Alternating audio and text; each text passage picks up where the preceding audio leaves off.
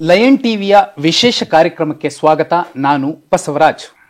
ನಮ್ಮೊಂದಿಗೆ ಇವತ್ತು ಇರುವಂತಹ ಅತಿಥಿ ಇತ್ತೀಚೆಗೆ ಧಾರವಾಡದಲ್ಲಿ ಬಹುದೊಡ್ಡ ಜನಾಂದೋಲನ, ಅದರಲ್ಲೂ ವಿದ್ಯಾರ್ಥಿ ಆಂದೋಲನ, ವಿದ್ಯಾರ್ಥಿಗಳ ಕಿಚ್ಚೆ ಅಂತದ್ದು, ಒಂದು ಸ್ಪರ್ಧಾತ್ಮಕ ಪರೀಕ್ಷೆಗೆ ಅಂತ ತಮ್ಮ ತನು ಮನ ಧನಗಳನ್ನು ಸಮರ್ಪಿಸಿಕೊಂಡು ತುಂಬ ಕಷ್ಟದಲ್ಲಿ ಒದ್ದಾಡುವಂತಹ ಸ್ಪರ್ಧಾಳುಗಳು, ಜೊತೆಯಲ್ಲಿ ಅವರಿಗೆ ಸರಿಯಾದ ಸಮಯಕ್ಕೆ ನೇಮಕಾತಿಗಳೂ ಆಗದೆ ಹೋದ್ರೆ, ಸರ್ಕಾರ ಅದನ್ನು ಮುಂದೂಡ್ತಾನೆ ಹೋದ್ರೆ, ಒಂದು ದೊಡ್ಡ ಕನಸುಗಳಿಟ್ಕೊಂಡವರು ಕೊನೆಗೇನ್ ಮಾಡಬೇಕು ಅನ್ನೋದಕ್ಕೆ ಅವರ ಆಕ್ರೋಶದ ಕಿಚ್ಚು ಹೇಗಿರುತ್ತೆ ಅನ್ನೋದಕ್ಕೆ ಇತ್ತೀಚಿನ ಧಾರವಾಡದ ಪ್ರಕರಣ ಸಾಕ್ಷಿಯಾಗಿತ್ತು.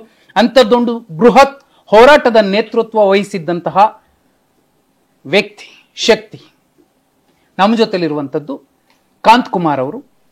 ಕಾಂತ್ ಕುಮಾರ್ ಅವರೇ, ಕಾರ್ಯಕ್ರಮಕ್ಕೆ ಸ್ವಾಗತ. ನಮಸ್ತೆ ಸರ್. ನಮಸ್ತೆ. ಕಾಂತ್ ಕುಮಾರ್ ಆರ್ ಯಾರು, ಹಿನ್ನೆಲೆ ಏನು? ಸರ್, ನನ್ನ ಬಗ್ಗೆ ತಿಳ್ಕೊಬೇಕಂತಂದ್ರೆ ನೀವು ಆ್ಯಕ್ಚುಲಿ ಇವಾಗ ಒಂದಿಂದಲ್ಲ, ಒನ್ ಅವರ್ 2 ಅವರಲ್ಲಿ ಆಗಲ್ಲ. ತುಂಬ ದೊಡ್ಡ ಹಿಸ್ಟ್ರಿ, ಅಂದರೆ ಒಂದು ಹಿನ್ನೆಲೆ ಇದೆ ಸರ್. ಯಾಕೆಂದರೆ ಒಂದು ಸಣ್ಣ ಹಳ್ಳಿಯಿಂದ ನಾನು ಬಂದಿದ್ದು, ದೊಡ್ಡಬಳ್ಳಾಪುರದ ಹತ್ರ ಒಂದು ಚಿಕ್ಕನಹಳ್ಳಿ ಅಂತ ಹೇಳಿ. ಹಳ್ಳಿಯಿಂದ ಇವತ್ತು ಬೆಂಗಳೂರಲ್ಲಿ ಆಲ್ಮೋಸ್ಟ್ 20 ವರ್ಷದಿಂದ ಬೆಂಗಳೂರಲ್ಲೇ ಇದ್ದೀನಿ ಸರ್. ಒಂದು ಕಡೆ ಇರಲಿಲ್ಲ ಸರ್. ಯಾಕೆಂದರೆ ಟು ಟೆಂತ್ ಆದಮೇಲೆ ಪಿ ಯು ಸಿ ಆದಮೇಲೆ ಡಿಪ್ಲೊಮೊ ಆದಮೇಲೆ ಇಂಜಿನಿಯರಿಂಗು. ನನ್ನ ಬ್ಯಾಕ್ಗ್ರೌಂಡು ಒಂಥರ ಅಲ್ಲಿ ಪಿ ಯು ಆದಮೇಲೆ turning point sir. P U ನನಗೆ ಡಿಪ್ಲೊಮೊ ಏನಿದೆ ಅಲ್ಲ ಸರ್, ಸಿವಿಲ್ ಇಂಜಿನಿಯರು, ಅಲ್ಲಿಂದ ನನ್ನ ಜರ್ನಿ ಸ್ಟಾರ್ಟ್ ಆಗಿದೆ. ನಂದು ಎಜುಕೇಷನ್ಗೆ ಇಂಪಾರ್ಟೆನ್ಸ್ ಕೊಟ್ಟಿದ್ದೆ ಡಿಪ್ಲೊಮೊಯಿಂದ ಸರ್. ಡಿಪ್ಲೊಮೊ ಫಸ್ಟ್ ಇಯರಿಂದ ಇಂಜಿನಿಯರಿಂಗ್ ಕಂಪ್ಲೀಟ್ ಮಾಡೋ ತನಕ ನಾನು ಅಪ್ ಟು ನನ್ನ 10% ಕೇಳ್ಬಿಟ್ರೆ ನೀವು ಫುಲ್ ಶಾಕ್ ಆಗ್ಬಿಡ್ತೀರಿ. 10th PUC ಎಲ್ಲ ನಾನು ಅಷ್ಟು ಎಜುಕೇಷನ್ ಇಂಪಾರ್ಟೆನ್ಸ್ ಗೊತ್ತಿರಲಿಲ್ಲ ಸರ್. ಯಾಕೆಂದರೆ ಇಲ್ಲಿ ನನಗೆ ಅಂತಲ್ಲ ಸರ್, ಹಳ್ಳಿಯಲ್ಲಿರೋ ವ್ಯಕ್ತಿ ಪ್ರತಿಯೊಬ್ಬರಿಗೂ, ಗ್ರಾಮೀಣ ವಿದ್ಯಾರ್ಥಿಗಳು ಮತ್ತು ಅದರಲ್ಲೂ ಸರ್ಕಾರಿ ಶಾಲೆ ಕಾಲೇಜಲ್ಲಿ ಹೋದವ್ರಿಗೆ ಎಜುಕೇಷನ್ ಬಗ್ಗೆ ಅಷ್ಟು ಇಂಪಾರ್ಟೆನ್ಸ್ ಗೊತ್ತಿರಲ್ಲ ಸರ್. ಒನ್ಸ್ ಎಜುಕೇಷನ್ ಬಗ್ಗೆ ಇಂಪಾರ್ಟೆನ್ಸ್ ಗೊತ್ತಾಯಿತು ಅಂದಮೇಲೆ ಅದ್ರ ನೆಕ್ಸ್ಟ್ ಲೆವೆಲ್ಗೆ ಪ್ರಿಪ್ರೇಷನ್ ಮಾಡ್ಬೋದು ಸರ್.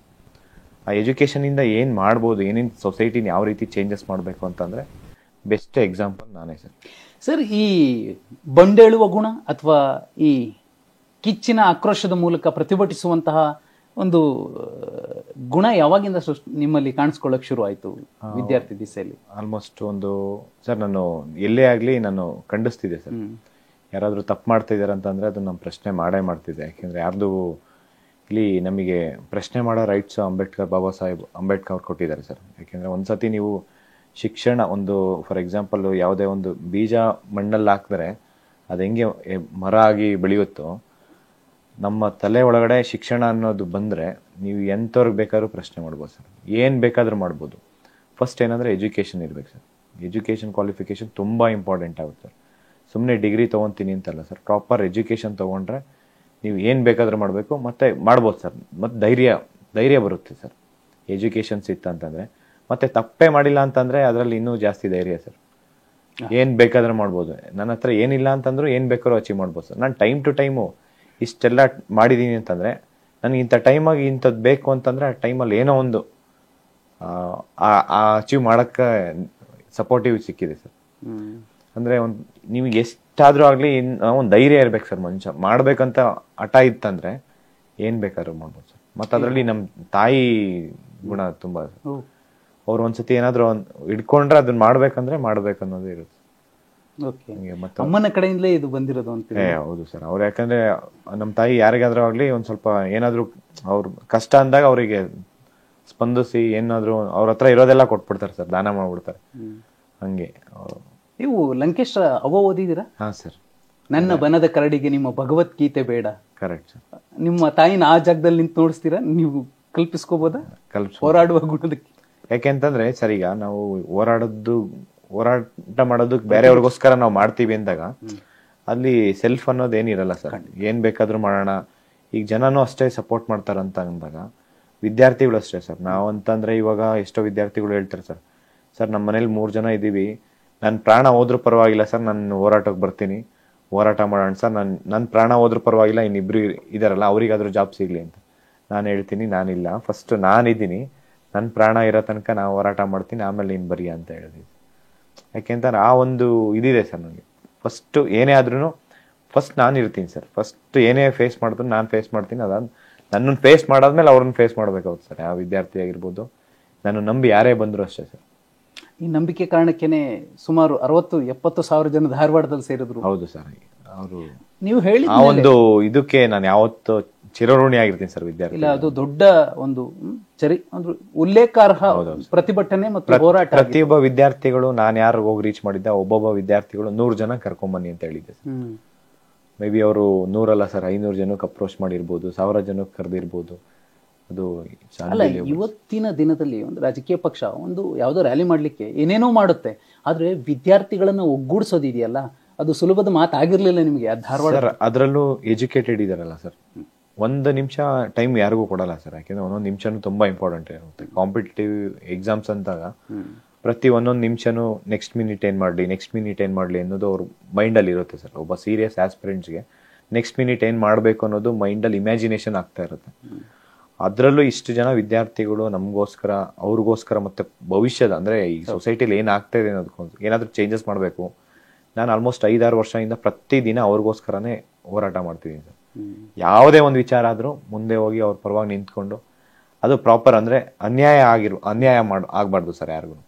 ಆ ವಿಚಾರವಾಗಿ ನಾನು ಎಚ್ಚೆತ್ಕೊಂಡು ಪ್ರತಿದಿನ ಅವ್ರ ಪರವಾಗಿ ಹೋರಾಟ ಮಾಡ್ತೀನಿ. ಪ್ರತಿಯೊಂದು department, each and every department ಅಲ್ಲಿ ನಮ್ಗೆ ಏನಾಗ್ತಾ ಇದೆ ಮತ್ತೆ ಯಾರ್ಯಾರು ಕರಪ್ಟ್ ಮಾಡ್ತಾರೆ ಅನ್ನೋದು ಗೊತ್ತು ಸರ್.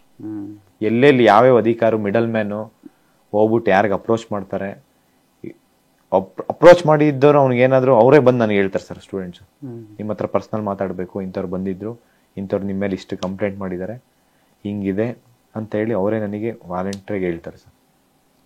ನೀವು ಹೋರಾಟದ ಗುಣ ಹೇಳಿದಾಗ ಅಮ್ಮನ್ನ ನೆನಪಾದಾಗ ನನಗೆ ಮಾಕ್ಸಿಮ್ ಗಾರ್ಕಿ ಅವ್ರದ್ದು ಮದರ್ ನೆನಪಾಯ್ತು. ಮೇ ಬಿ ನೀವು ಓದಿರ್ತೀರಿ. ಬಟ್ ಸರ್, ನೀವು ಈ ಧಾರವಾಡದ ಪ್ರಕರಣ ಸಂದರ್ಭದಲ್ಲಿ ಅಲ್ಲಿ ಪೊಲೀಸರು ಕೂಡ ನಿಮ್ಮ ಜೊತೆಯಲ್ಲಿ ಸಹಕರಿಸಿದ್ರು. ಆ ನಂತರದಲ್ಲಿ ಶಶಿಕುಮಾರ್ ಅವರು ವಿಶೇಷ ಕಾರ್ಯಾಗಾರ ಕೂಡ ಮಾಡಿದ್ರು. ಕಾಂಪಿಟೇಟಿವ್ ಯಾರೆಲ್ಲ ಓದ್ತಿದ್ರು, ಕಾಂಪಿಟೇಟಿವ್ ಎಕ್ಸಾಮ್ಸ್ ಓದ್ತಿದ್ರು, ನಿಮ್ಮ ಒಂದು ಏನು ಬೇಡಿಕೆ ಇತ್ತು ವಯೋಮಿತಿಯ ಹೆಚ್ಚಳ, ಸರ್ಕಾರ ಒಂದು ಹಂತಕ್ಕೆ ನಿಮ್ಮ ಹೋರಾಟಕ್ಕೆ ಮಣಿದಿದೆ. ಅದ್ರ ಬಗ್ಗೆ ನೀವೇನು ಹೇಳ್ತೀರಿ ಸರ್? ಫಸ್ಟ್ ಥಿಂಗ್ ಏನಂದ್ರೆ, ಈ ಶಶಿಕುಮಾರ್ ಸರ್ ಇದ್ರಲ್ಲ ಸರ್, ಅವರಿಗೆ ಹ್ಯಾಂಡ್ಸ್ ಆಫ್ ಹೇಳಲೇಬೇಕು ಸರ್.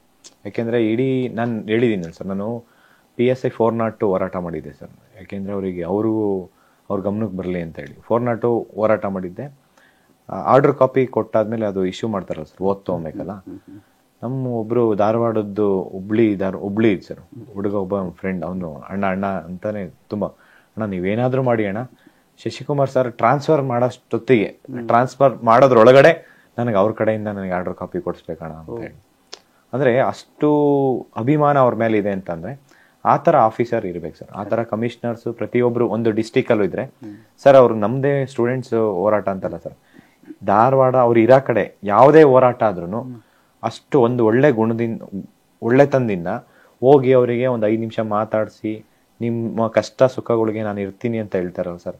ಆಸ್ ಎ ಒಬ್ಬ ಮಿನಿಸ್ಟರ್ಸ್, ಒಬ್ಬ CM ಹೇಳ್ಬೇಕಂತ ಒಂದು ಜಾಗದಲ್ಲಿ ಅವ್ರು ಬಂದು ನಾನು ಇದೀನಿ ನಿಮ್ ಪರವಾಗಿ ಅಂತ ಸರ್ಕಾರಕ್ಕೆ ಫೋನ್ ಮಾಡಿ, ಸರ್ಕಾರಕ್ಕೆ ತಲುಪಿಸಿ, ಇವ್ರು ಈ ತರ ಬರ್ತಾರೆ, ಈ ತರ ಒಂದು ನಿಯೋಗ ಬರುತ್ತೆ, ಅವರಿಗೆ ಸ್ಪಂದಿಸಿ ಅಂತ ಹೇಳೋದ್ರಲ್ಲಿ ಇದು ಮಾಡ್ತಾರಲ್ಲ, ಅವರಿಗೆ ಒಂದು ಹ್ಯಾಂಡ್ಸ್ ಅಪ್ ಹೇಳ್ಬೇಕು ಸರ್. ಮತ್ತೆ ಇನ್ನೊಂದು, ಆ ಮೂಮೆಂಟ್ ಅಲ್ಲಿ ಸ್ಟೂಡೆಂಟ್ಸ್ ಅವ್ರ ಮಾತು ಕೇಳ್ತಾ ಇರ್ಲಿಲ್ಲ. ನಾನು ಸ್ಟೂಡೆಂಟ್ಸ್ಗೆ ಹೇಳ್ದೆ, ಇಲ್ಲ ಒಬ್ಬ ಆಫೀಸರ್, ಅಧಿಕಾರ ಅಂತಂದ್ರೆ ಸರ್, ಯಾವುದೇ ಒಂದು ಸಮಸ್ಯೆ ಬಗೆಹರಿಬೇಕಂತಂದ್ರೆ ಒಂದು ಕ್ಲರ್ಕ್ ಇಂದ ಫೈಲ್ ಸ್ಟಾರ್ಟ್ ಆಗುತ್ತೆ ಸರ್. ಆ ಕ್ಲರ್ಕ್ಗೂ ಅವ್ರದ್ದೇ ಆದ ಒಂದು ರೆಸ್ಪೆಕ್ಟ್ ಇರುತ್ತೆ. ಆ ರೆಸ್ಪೆಕ್ಟ್ ತುಂಬಾ ಇಂಪಾರ್ಟೆಂಟ್ ಆಗುತ್ತೆ ಸರ್. ಒಬ್ಬ ವಾಚ್ಮ್ಯಾನ್ ಆಗಿರ್ಬೋದು, ಒಬ್ಬ ಕಸ ಹೊಡಿಯೋನ್ಗೂ ಅಷ್ಟೇ, ನಾವು ಎಷ್ಟು ರೆಸ್ಪೆಕ್ಟ್ ಕೊಡ್ತೀವೋ ಒಂದು ವ್ಯಕ್ತಿಗೆ, ಅವ್ನು ನಮಗೆ ಅಷ್ಟೇ ರೆಸ್ಪೆಕ್ಟ್ ಕೊಡ್ತಾನೆ ಸರ್. ಒಬ್ರು ಸರ್ ಅಂತ ಅಂದ್ರೆ ಅವರು ಸರ್ ಅಂತಾನೆ ಮಾತಾಡಿಸ್ತಾರೆ, ಏನೋ ಅಂತಂದ್ರೆ ಏನೋ ಅಂತ ಮಾತಾಡಿಸ್ತಾರೆ. ಆ ರೀತಿ ಇದ್ದಾಗ ಅವರು UPSC ಎಕ್ಸಾಮ್ಸ್ ಕ್ಲಿಯರ್ ಮಾಡ್ಕೊಂಬಂದು, ಶಶಿಕುಮಾರ್ ಸರ್ ಒಬ್ಬ IAS ಆಗ್ಬೇಕಂದ್ರೂ UPSC ಎಕ್ಸಾಮ್ ಪಾಸ್ ಆಗಬೇಕು, IPS ಆಗ್ಬೇಕಂದ್ರೂ ಅದೇ ಎಕ್ಸಾಮ್ ಪಾಸ್ ಆಗಬೇಕು. ಆ ವಿದ್ಯಾರ್ಥಿಗಳಲ್ಲಿ ಅದನ್ನೇ ಕೇಳ್ಕೊಂಡಿದ್ದೆ ಸರ್, DC ಬರಬೇಕು. DC ಎಲ್ಲ ನಮಗೆ ಫಸ್ಟ್ ಶಶಿಕುಮಾರ್ ಸರ್ ಬಂದಿದ್ದಾರೆ, ಅವ್ರು ಹೇಳೋದನ್ನ ನೀವು ಕೇಳಿ ಫಸ್ಟ್ ಅಂತ ಹೇಳಿ ವಿದ್ಯಾರ್ಥಿಗಳಿಗೆ ಮನವೊಲಿಸಿ ನಾವು ಸಾಕಷ್ಟು ಪ್ರಯತ್ನ ಮಾಡಿದ್ವಿ ಸರ್. ಸ್ಟೂಡೆಂಟ್ಸ್ ನಾನು ಸುಮಾರು ಒಂದು 500 ಜನ ವ್ಯಾಲೆಂಟಿಯರ್ಸ್ ಹೇಳಿದ್ನಲ್ಲ ಸರ್, 500 ಜನ ವ್ಯಾಲೆಂಟಿಯರ್ಸು, ಅವರಿಗೆ ಫಸ್ಟ್ ಎಲ್ಲ ವಿದ್ಯಾರ್ಥಿಗಳ ಪರವಾಗಿ ಧನ್ಯವಾದ ಹೇಳ್ಬೇಕು ಸರ್. ಯಾಕೆಂದ್ರೆ ಕಂಟಿನ್ಯೂಸ್ ಆಗಿ ಡೇ ಅಂಡ್ ನೈಟ್, ಬೆಳಗ್ಗೆ ಬಂದ್ರೆ ರಾತ್ರಿ ತನಕ ಕಂಟಿನ್ಯೂಸ್ ಆಗ ಒಂದು ಲೈಬ್ರರಿ, ಒಂದು ಇನ್ಸ್ಟಿಟ್ಯೂಷನ್ ಯಾವ್ದು ಬಿಟ್ಟಿಲ್ಲ, ಎಲ್ಲ ಕಡೆ ಓಡಾಡಿ ಇದು ಮಾಡಿದ್ದಾರೆ ಸರ್. ಮತ್ತು ವಿದ್ಯಾರ್ಥಿಗಳಲ್ಲಿ ಆ ಒಂದು ಕೋಪ ಅನ್ನೋದು ಮೇ ಬಿ ಶಶಿಕುಮಾರ್ ಸರ್ ನೋಡಿದ್ದಾರೆ ಸರ್. ಅಂದರೆ ಅವ್ರ ಹತ್ರ ಎಲ್ಲ ಒಂದು ತಾಳ್ಮೆ ಕಳ್ಕೊಂಡಿದ್ದಾರೆ ವಿದ್ಯಾರ್ಥಿಗಳು ಅಂತ ಹೇಳಿ ಅವರು ಒಂದು ಕಾರ್ಯಾಗಾರ ಅಂತ ಹೇಳಿ ಒಂದು ಇದು ಮಾಡಿದ್ದಾರೆ ಸರ್. ಅದು ಆ್ಯಕ್ಚುಲಿ ಒಳ್ಳೆ ಇನಿಷಿಯೇಟಿವ್ ಸರ್. ಅವರು ಈ ಹಿಂದೆ ಮಂಗಳೂರಲ್ಲ ಎಲ್ಲ ಇದ್ರು ಸರ್ ಮುಂಚೆ, ಅಲ್ಲೂ ಕೂಡ ಇದೇ ಥರ ಒಂದು ಪ್ರೋಗ್ರಾಮ್ ಮಾಡ್ತಾಯಿದ್ರು. ಮೇ ಬಿ ಅವರೇ ಅಂತಲ್ಲ ಸರ್, ಎಲ್ಲ ಕಮಿಷನರ್, ಎಲ್ಲ SP ಇರ್ಬೋದು, ಕಮಿಷನರ್ಸ್ ಇರ್ಬೋದು, ಈ ಥರ ಒಂದು ಪ್ರೋಗ್ರಾಮು ಅವೇರ್ನೆಸ್ಸು ಈ ರೀತಿ ಮಾಡೋದ್ರ ಜೊತೆ ಸರ್ ಇನ್ನೊಂದು ಮಾಡ್ಬೇಕು ಸರ್ ಇವರು.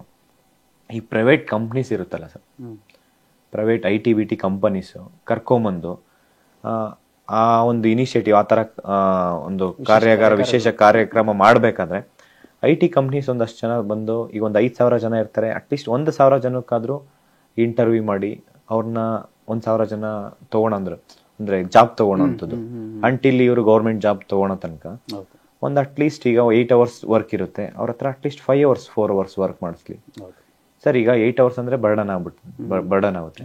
ಈಗ 8 hours ವರ್ಕ್ ಮಾಡಿದ್ರೆ 50,000, 70, 1 lakh ತನಕ ಇರುತ್ತೆ. ಕೇಪಬಲ್ ಇಂಟರ್ವ್ಯೂ ಮೇಲೆ ಡಿಪೆಂಡ್ ಆಗುತ್ತೆ ಸರ್. 1 ಲಕ್ಷ ಪ್ಯಾಕೇಜ್ ಹೆಂಗಿರುತ್ತೆ, ಒಬ್ಬರಿಗೆ 5 lakhs ಇರುತ್ತೆ, 10 lakhs ಇರುತ್ತೆ, 20 lakhs ಇರುತ್ತೆ. ಅದೇ ರೀತಿ ಅವ್ರು ಕೇಪಬಲ್ ಇಂಟರ್ವ್ಯೂ ಮಾಡಲಿ. ಈಗ 8 hours ಮಾಡೋ ಜಾಗದಲ್ಲಿ ಕಾಂಪಿಟೇಟಿವ್ ಆಸ್ಪಿರೆಂಟ್ಸ್ 4 hours ಡ್ಯೂಟಿ ಕೊಡಲಿ ಸರ್. ವರ್ಕಿಂಗ್ ಅವರ್ಸ್ 4 hours ಇರಲಿ. ಇದು ಕಾರ್ಯಾಗಾರದ ಜೊತೆ ಇದೇ ಥರ ಸರ್, ಸೇಮ್ ಸರ್ಕಾರ ಮಾಡಬೇಕಾಗಿರೋದು ಇದೆ ಸರ್. ಪ್ರೈವೇಟ್ ಕಂಪ್ನೀಸ್ ಕರೆಸಿ ಇಷ್ಟು 1,000 ಜನನ ಇಷ್ಟು ತಿಂಗಳಲ್ಲಿ ಪ್ರತಿ ಒಂದು ತಿಂಗಳು ಮಾಡಲಿ ಸರ್. ಈ ಕಾರ್ಯಾಗಾರ ಏನಿದೆ ಅದನ್ನೇ ಉದ್ಯೋಗಾಗಾರ ಮಾಡ್ಬೇಕು ಸರ್. ಈಗ ಉದ್ಯೋಗಾಗಾರ ಅಂತ ಹೇಳಿ ಪ್ರತಿ ತಿಂಗಳು 5,000 ಜನ ಬರ್ತಾರ, ಎಷ್ಟು 1,000 ಜನ ಬರಲಿ ಸರ್, 1,000 ಜನ ಸರ್ ಪ್ರೈವೇಟ್ ಕಂಪ್ನೀಸಲ್ಲಿ. ಇಲ್ಲ ಒಂದು 5,000 ಜನ, 10,000 ಜನ, 8 hours ವರ್ಕ್ ಇರುತ್ತೆ, 4 hours ವರ್ಕ್ ಮಾಡಲಿ. ಈಗೆಲ್ಲ ನೋಡಿದಿರಲ್ಲ ಸರ್, ವರ್ಕ್ ಫ್ರಮ್ ಹೋಮ್ ಇದೆ. ಅದೇ ರೀತಿ ಸ್ಟೂಡೆಂಟ್ಸ್ ಲೈಬ್ರರಿಲಿ ಕುತ್ಕೊಂಡು ವರ್ಕ್ ಮಾಡ್ತಾರೆ ಸರ್, 4 hours ವರ್ಕ್ ಮಾಡ್ತಾರೆ, ಒಂದು 6 hours 8 hours ಸ್ಟಡಿ ಮಾಡ್ತಾರೆ. ಈ ತರ ಮಾಡೋದ್ರಿಂದ ಏನಾದರೂ ಸೊಸೈಟಿ ಚೇಂಜಸ್ ಆಗುತ್ತೆ ಸರ್. ಇಲ್ಲ, ಖಂಡಿತ. ನೀವು ಅರ್ನ್ ಅಂಡ್ ಲರ್ನ್ ಜೊತೆಲಿ ಒಂದು ರೂಟಿನ ಇಬ್ರು ಹಂಚ್ಕೊಂಡು ತಿನ್ನೋದನ್ನ ಹೇಳ್ಕೊಟ್ರು ಈ ವಿಷಯದಲ್ಲಿ. ಖಂಡಿತ ಸರ್, ಯಾಕೆಂದ್ರೆ ತುಂಬಾ ಇವತ್ತು ಕಾಂಪಿಟೇಟಿವ್ ಆಸ್ಪಿರೆಂಟ್ಸ್ ಇರ್ಬೋದು, ಯೂತ್ಸ್ ಸರ್, ಇದು ಅನ್ಎಂಪ್ಲಾಯ್ಮೆಂಟ್ ಅನ್ನೋದು ಒಂದು ಫ್ಯಾಕ್ಟ್ರಿ ಕ್ರಿಯೇಟ್ ಆಗ್ಬಿಟ್ಟಿದೆ. ಪ್ರತಿಯೊಬ್ಬರಿಗೂ ದುಡ್ಡಿಲ್ಲ ಅಂತಂದ್ರೆ ಸರ್, ಅವನು ಯಾವುದಾದ್ರೂ ಒಂದು ಕೆಲಸ ಮಾಡಬೇಕು. ಕೆಲಸ ಮಾಡಿದ್ರೆ ಅವ್ರಲ್ಲಿ ಪ್ರಾಪರ್ ಆಗಿ ದುಡ್ಡು ಸಿಗಲ್ಲ. ಗಿಗ್ ವರ್ಕ್ ಆಗಾರ ಕೆಲಸ ಮಾಡಬೇಕು, ಝೊಮ್ಯಾಟೊ, ಸ್ವಿಗ್ಗಿ, ಈಗ ಹೋಟೆಲ್ಸಲ್ಲಿ ಕೆಲಸ ಮಾಡಬೇಕು. ಎಷ್ಟೋ ಜನ ಹೋಟೆಲ್ ಕೆಲಸ ಮಾಡ್ತಾರೆ ಸರ್, ಪಾರ್ಟ್ ಟೈಮ್ ಟೀಚರ್ ಆಗಿ ಕೆಲಸ ಮಾಡ್ತಾರೆ ಪ್ರೈವೇಟ್ ಸ್ಕೂಲ್ಸಲ್ಲಿ. ಆ ಪ್ರೈವೇಟ್ ಸ್ಕೂಲ್ಸಲ್ಲಿ ನೋಡಿರ್ಬೇಕು, ಸ್ಯಾಲ್ರಿ ತುಂಬ ಕಡಿಮೆ ಇರುತ್ತೆ, ಮತ್ತೆ ಅದು ತಿಂಗಳು ಪಕ್ಕ ಸಿಗಲ್ಲ ಸರ್. ಮತ್ತೆ ಡ್ರೈವರ್ ಆಗಿ ಕೆಲಸ ಮಾಡ್ತಿದ್ದಾರೆ. ಈ ಥರ ಎಲ್ಲ ಎಷ್ಟೊಂದು ಅವರು ಈ ಥರ ಕೆಲಸ ಮಾಡಿದಾಗ ಅಲ್ಲಿ ಏನು ನಾಲೆಡ್ಜ್ ಸಿಗಲ್ಲ ಸರ್ ಇವರಿಗೆ. ನಾಲೆಡ್ಜ್ ಇವ್ರು ಏನು ತೊಗೊಂಡಿದ್ದಾರೆ ನಾಲೆಡ್ಜು, ಈ ನಾಲೆಡ್ಜ್ ರಿಲೇಟೆಡ್ ಏನಾದರೂ ಒಂದು ಕೆಲಸ ಮಾಡ್ಬೇಕು ಸರ್. ಗೌರ್ಮೆಂಟು ಇನಿಷಿಯೇಟಿವ್ ತೊಗೊಬೇಕು.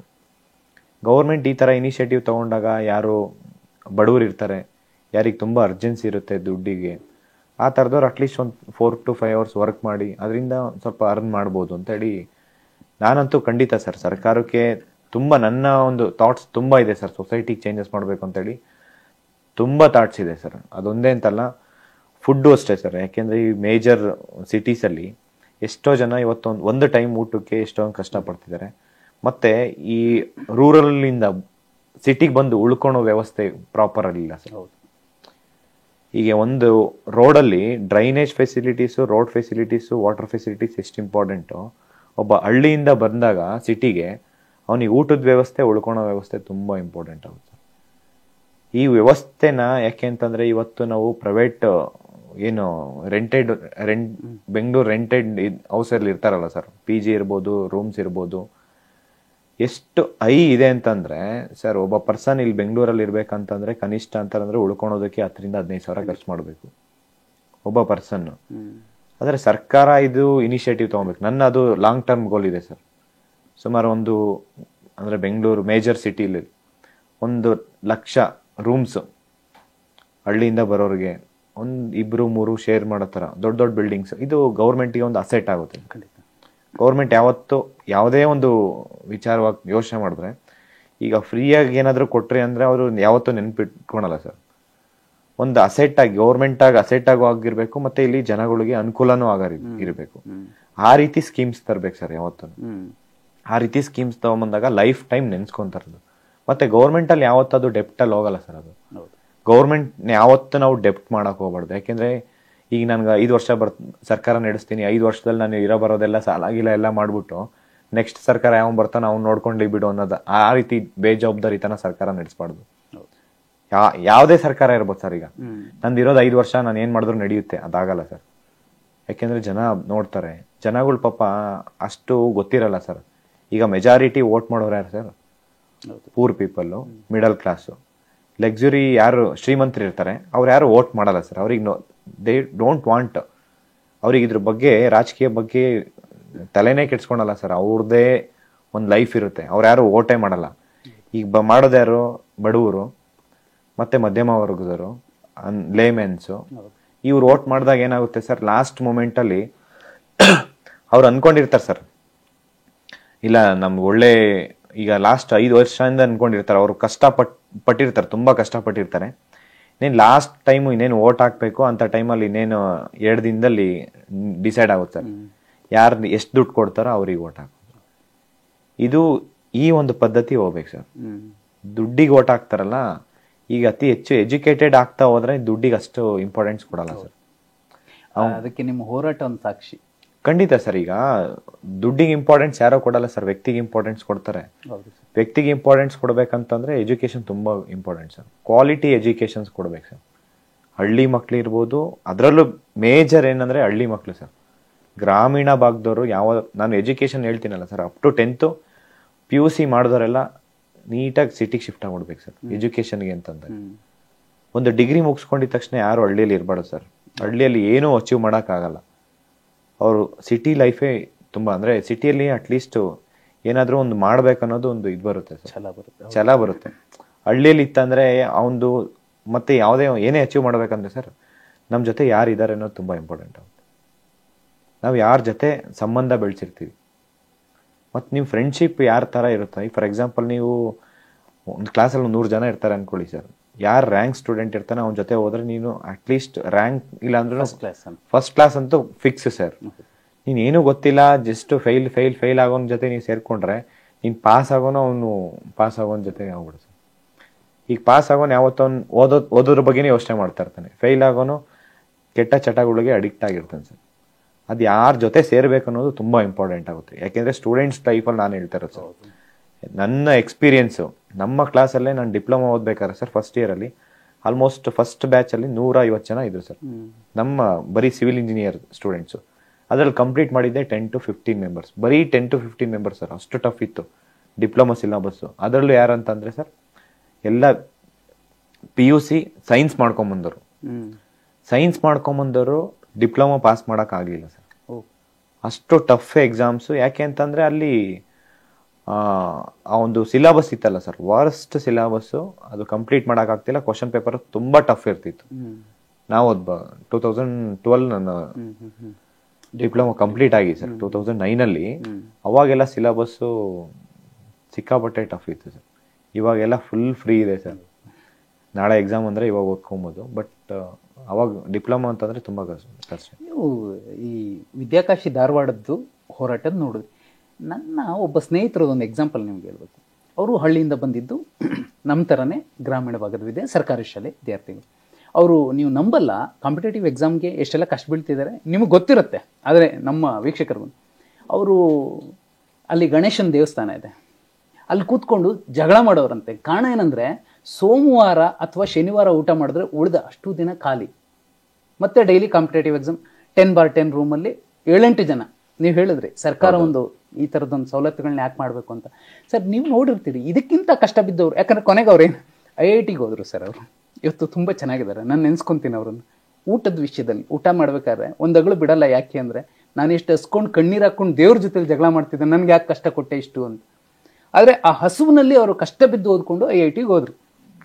ಇಲ್ಲಿ ಧಾರವಾಡದಲ್ಲಿ ಇವರೆಲ್ಲ ಆಕ್ರೋಶಕ್ಕೆ ಬಹುಮುಖ್ಯ ಕಾರಣ ಇಂಥದ್ದು ಸವಲತ್ತುಗಳು ಕೂಡ ಮುಖ್ಯ ಆಗಿರುತ್ತೆ ಅಂತ ನಾನು ಭಾವಿಸ್ತೀನಿ ಸರ್. ಅದು ಖಂಡಿತ ಹೌದು ಸರ್. ಯಾಕೆಂದ್ರೆ ಇವತ್ತು ನಾನು ಇಷ್ಟು ಎಲ್ಲ ಯಾರು ಬೇರೆಯವ್ರ ಬಗ್ಗೆ ಇಷ್ಟು ಕಾಳಜಿ ತೋರಿಸ್ತೀನಿ ಅಂತಂದ್ರೆ, ನಾನು ಬಡತನದಿಂದಾನೇ ಬಂದಿದ್ದು. ನಾನು ಒಂದು ಟೈಮಲ್ಲಿ ಬರೀ ನೀವು ಹೇಳಿದ್ರಲ್ಲ ಸರ್, ಊಟ ಅಲ್ಲ ಸರ್, ಬೆಳಗಿಂದ ಸಂಜೆ ತನಕ ಓದಿ ನನಗೊಂದು ½ ಲೀಟರ್ ಹಸಿ ಹಾಲು ಯಾರು ಕುಡ್ದಿರ್ಲೇ ಇರ್ಬೋದು, ನಾನು ಕುಡ್ದು ಆ ಒಂದು ದಿನಗಳು ಕಳೆದಿದ್ದೀನಿ. ಮತ್ತೆ ಈಗ ನಾನು ಹೇಳಿದ್ನಲ್ಲ ಸರ್, ಈಗ ಬೆಂಗಳೂರಿಗೆ ಬಂದಾಗ ರೈಲ್ವೆ ಸ್ಟೇಷನ್ನು ಇಲ್ಲೆಲ್ಲ ಮಲ್ಕೊಂಡಿರ್ತಾರೆ. ಇದೆಲ್ಲ ಯಾಕೆ ಅಂತಂದ್ರೆ ವ್ಯವಸ್ಥೆ ಹಂಗಿದೆ ಸರ್. ಅದು ಏನೊಂದು ಬಡತನ ಸರ್. ಖಂಡಿತ. ಈಗ ಹಳ್ಳಿಯಿಂದ ಬಂದವರು ಯಾರು ಶ್ರೀಮಂತರಿಲ್ಲ ಸರ್, ಮತ್ತೆ ಕಾಂಪಿಟೇಟಿವ್ ಎಕ್ಸಾಮ್ಸ್ ಬಂದವರು ಯಾರು ಶ್ರೀಮಂತರಿರಲ್ಲ ಸರ್. ಒಂದು ಡಿಗ್ರಿ ಮುಗಿಸ್ಕೊಂಡು ಅವಾಗ ತಾನೇ ಏನೋ ಅದ್ರ ಬಗ್ಗೆ ಏನೂ ಗೊತ್ತಿರಲ್ಲ, ಸಡನ್ ಆಗಿ ಯಾರೋ ಫ್ರೆಂಡ್ಸ್ ಬಂದಿರ್ತಾರೆ, ಏನೋ ಒಂದು ಇನ್ಫ್ಲೂಯೆನ್ಸ್ ಆಗಿರುತ್ತೆ, ಇಲ್ಲ ಸೊಸೈಟಿ ಹಂಗೆ ಮಾಡಿರುತ್ತೆ, ಯಾವುದೋ ಒಂದು ಪೊಲೀಸ್ ಆಫೀಸರ್ ನೋಡಿದ್ರೆ ನಾನು ಪೊಲೀಸ್ ಆಗ್ಬೇಕಂತ ಅನ್ಸುತ್ತೆ, ಇನ್ಸ್ಪಿರೇಷನ್. ಒಬ್ಬ IAS ಆಫೀಸರ್ ನೋಡಿದ್ರೆ IAS ಆಫೀಸರ್ ಆಗ್ಬೇಕಂತ ಅನ್ಸುತ್ತೆ. ಒಬ್ಬ ಪೊಲಿಟಿಷಿಯನ್ಸ್ ನೋಡಿದ್ರೆ ನಾನು ಅವ್ನು MLA ನೋಡ್ತಾ ಇದ್ರೆ ನಾನು MLA ಆಗ್ಬೇಕು ಅನ್ಸುತ್ತೆ. ಒಬ್ಬ ಮಿನಿಸ್ಟರ್ ನೋಡ್ತಾ ಇದ್ರೆ ಅವ್ರು ಯಾವ ರೀತಿ ನಾವು ತಗೊಂತೀವಿ ಮಿನಿಸ್ಟರೇ ಆಗ್ಬೇಕು ಅನ್ಸುತ್ತೆ. ಈಗ ಫಾರ್ ಎಕ್ಸಾಂಪಲ್ ಹೇಳೋದಾದ್ರೆ ಸರ್, ಈಗ ನರೇಂದ್ರ ಮೋದಿನೇ ಅವ್ರನ್ನ ಅವ್ರೊಂಥರ ಎಲ್ಲರಿಗೂ ಇನ್ಸ್ಪಿರೇಷನ್. ಯಾಕೆಂದ್ರೆ 2014 ನೀವೇ ನೋಡಿರ್ಬೇಕು ಸರ್, ಒಬ್ಬ ಟೀ ಮಾರೋರು ಗುಜರಾತ್ CM ಆದ್ರು ಮತ್ತೆ ಪ್ರೈಮ್ ಮಿನಿಸ್ಟರ್ ಆದ್ರು ಅಂದಾಗ ಎಷ್ಟು ಲಕ್ಷಾಂತರ ಯುವಕರು ನಾನು ಆ ರೀತಿ ಆಗ್ಬೇಕು ಅಂತ ಯೋಚನೆ ಮಾಡಿಲ್ಲ ಸರ್. ಖಂಡಿತ ಆಗಿರುತ್ತೆ ಅಲ್ವಾ ಸರ್? ಯಾಕೆಂದ್ರೆ ಆ ಬಡತನ ನಮ್ಮ ಇಂಡಿಯಾದಲ್ಲಿ ಇರೋರೇ ಸರ್, ಮ್ಯಾಕ್ಸಿಮಮ್ ಮೆಜಾರಿಟಿ ಬಡತನದಿಂದ ಇರೋದು, ಯಾರು ಶ್ರೀಮಂತರಿಲ್ಲ ಸರ್. 10% ಏನ್ ಅಸೆಟ್ ಇದೆಯಲ್ಲ ಸರ್ ನಮ್ಮ ಕರ್ನಾಟಕದಲ್ಲಿ, 10% ಪೀಪಲ್ ಹತ್ರ 90% ಅಸೆಟ್ ಇದೆ ಸರ್. 90% ಪೀಪಲ್ ಹತ್ರ ಒಂದು 10% ಅಸೆಟ್, ಆ ತರ ಇರೋ ಸರ್. ಈಗ ಯಾರು ಶ್ರೀಮಂತರಿಲ್ಲ, 10% ಶ್ರೀಮಂತರು ಇರ್ಬೋದು, ಅವ್ರು ಯಾರು ಈ ತರ ಕಾಂಪಿಟೇಟಿವ್ ಎಕ್ಸಾಮ್ಸ್ ಅವ್ರಿಗೆ ಕಷ್ಟ ಅನ್ನೋದೇ ಗೊತ್ತಿರಲ್ಲ ಸರ್. ಮೆಜಾರಿಟಿ ಗೊತ್ತಿರೋದೇನಂತಂದ್ರೆ ರೂರಲ್ ಗ್ರಾಮೀಣ ಭಾಗದವ್ರಿಗೆ ಕಷ್ಟ ಅನ್ನೋದು ಗೊತ್ತಿರುತ್ತೆ ಸರ್. ಪ್ಲಸ್ ಇನ್ನೊಂದೇನೋ ಸರ್, ಗ್ರಾಮೀಣ ಭಾಗದ ವಿದ್ಯಾರ್ಥಿಗಳಿಗೆ ಏನ್ ಹೇಳಕ್ ಇಷ್ಟಪಡ್ತೀನಿ ಅಂತಂದ್ರೆ, ಅಲ್ಲಿ ಅವರಿಗೆ ಅವೇರ್ನೆಸ್ ಇರಲ್ಲ ಸರ್. ಸರ್ ಇಲ್ಲಿ ಫಸ್ಟ್ 1 ವರ್ಷದಲ್ಲೇ 2 ವರ್ಷದಲ್ಲಿ ಕಾಂಪಿಟೇಟಿವ್ ಎಕ್ಸಾಮ್ಸ್ UPSC ಅಟೆಂಪ್ಟ್ ನ ಪಾಸ್ ಆದೆ, IAS ಆದೆ, IPS ಆದೆ, KS ಆದೆ ಅಂತಂದ್ರೆ ಅವರಿಗೆ ಚಿಕ್ಕ ವಯಸ್ಸಿಂದ ಅವೇರ್ನೆಸ್ ಇರುತ್ತೆ ಸರ್. ಅವ್ರ ಪೇರೆಂಟ್ಸು ಸರ್, ಈಗ ಫಾರ್ ಎಕ್ಸಾಂಪಲ್ ನಂದೇ ಹಳ್ಳಿ ಸರ್, ನಂದು ಹಳ್ಳಿಯಲ್ಲಿ ಮೇ ಬಿ ನಾನೇ ಫಸ್ಟ್ ಪರ್ಸನ್ ಸರ್. ಅಂದ್ರೆ ಇಂಜಿನಿಯರಿಂಗ್ ಕಂಪ್ಲೀಟ್ ಮಾಡಿಕೊಂಡು ಈ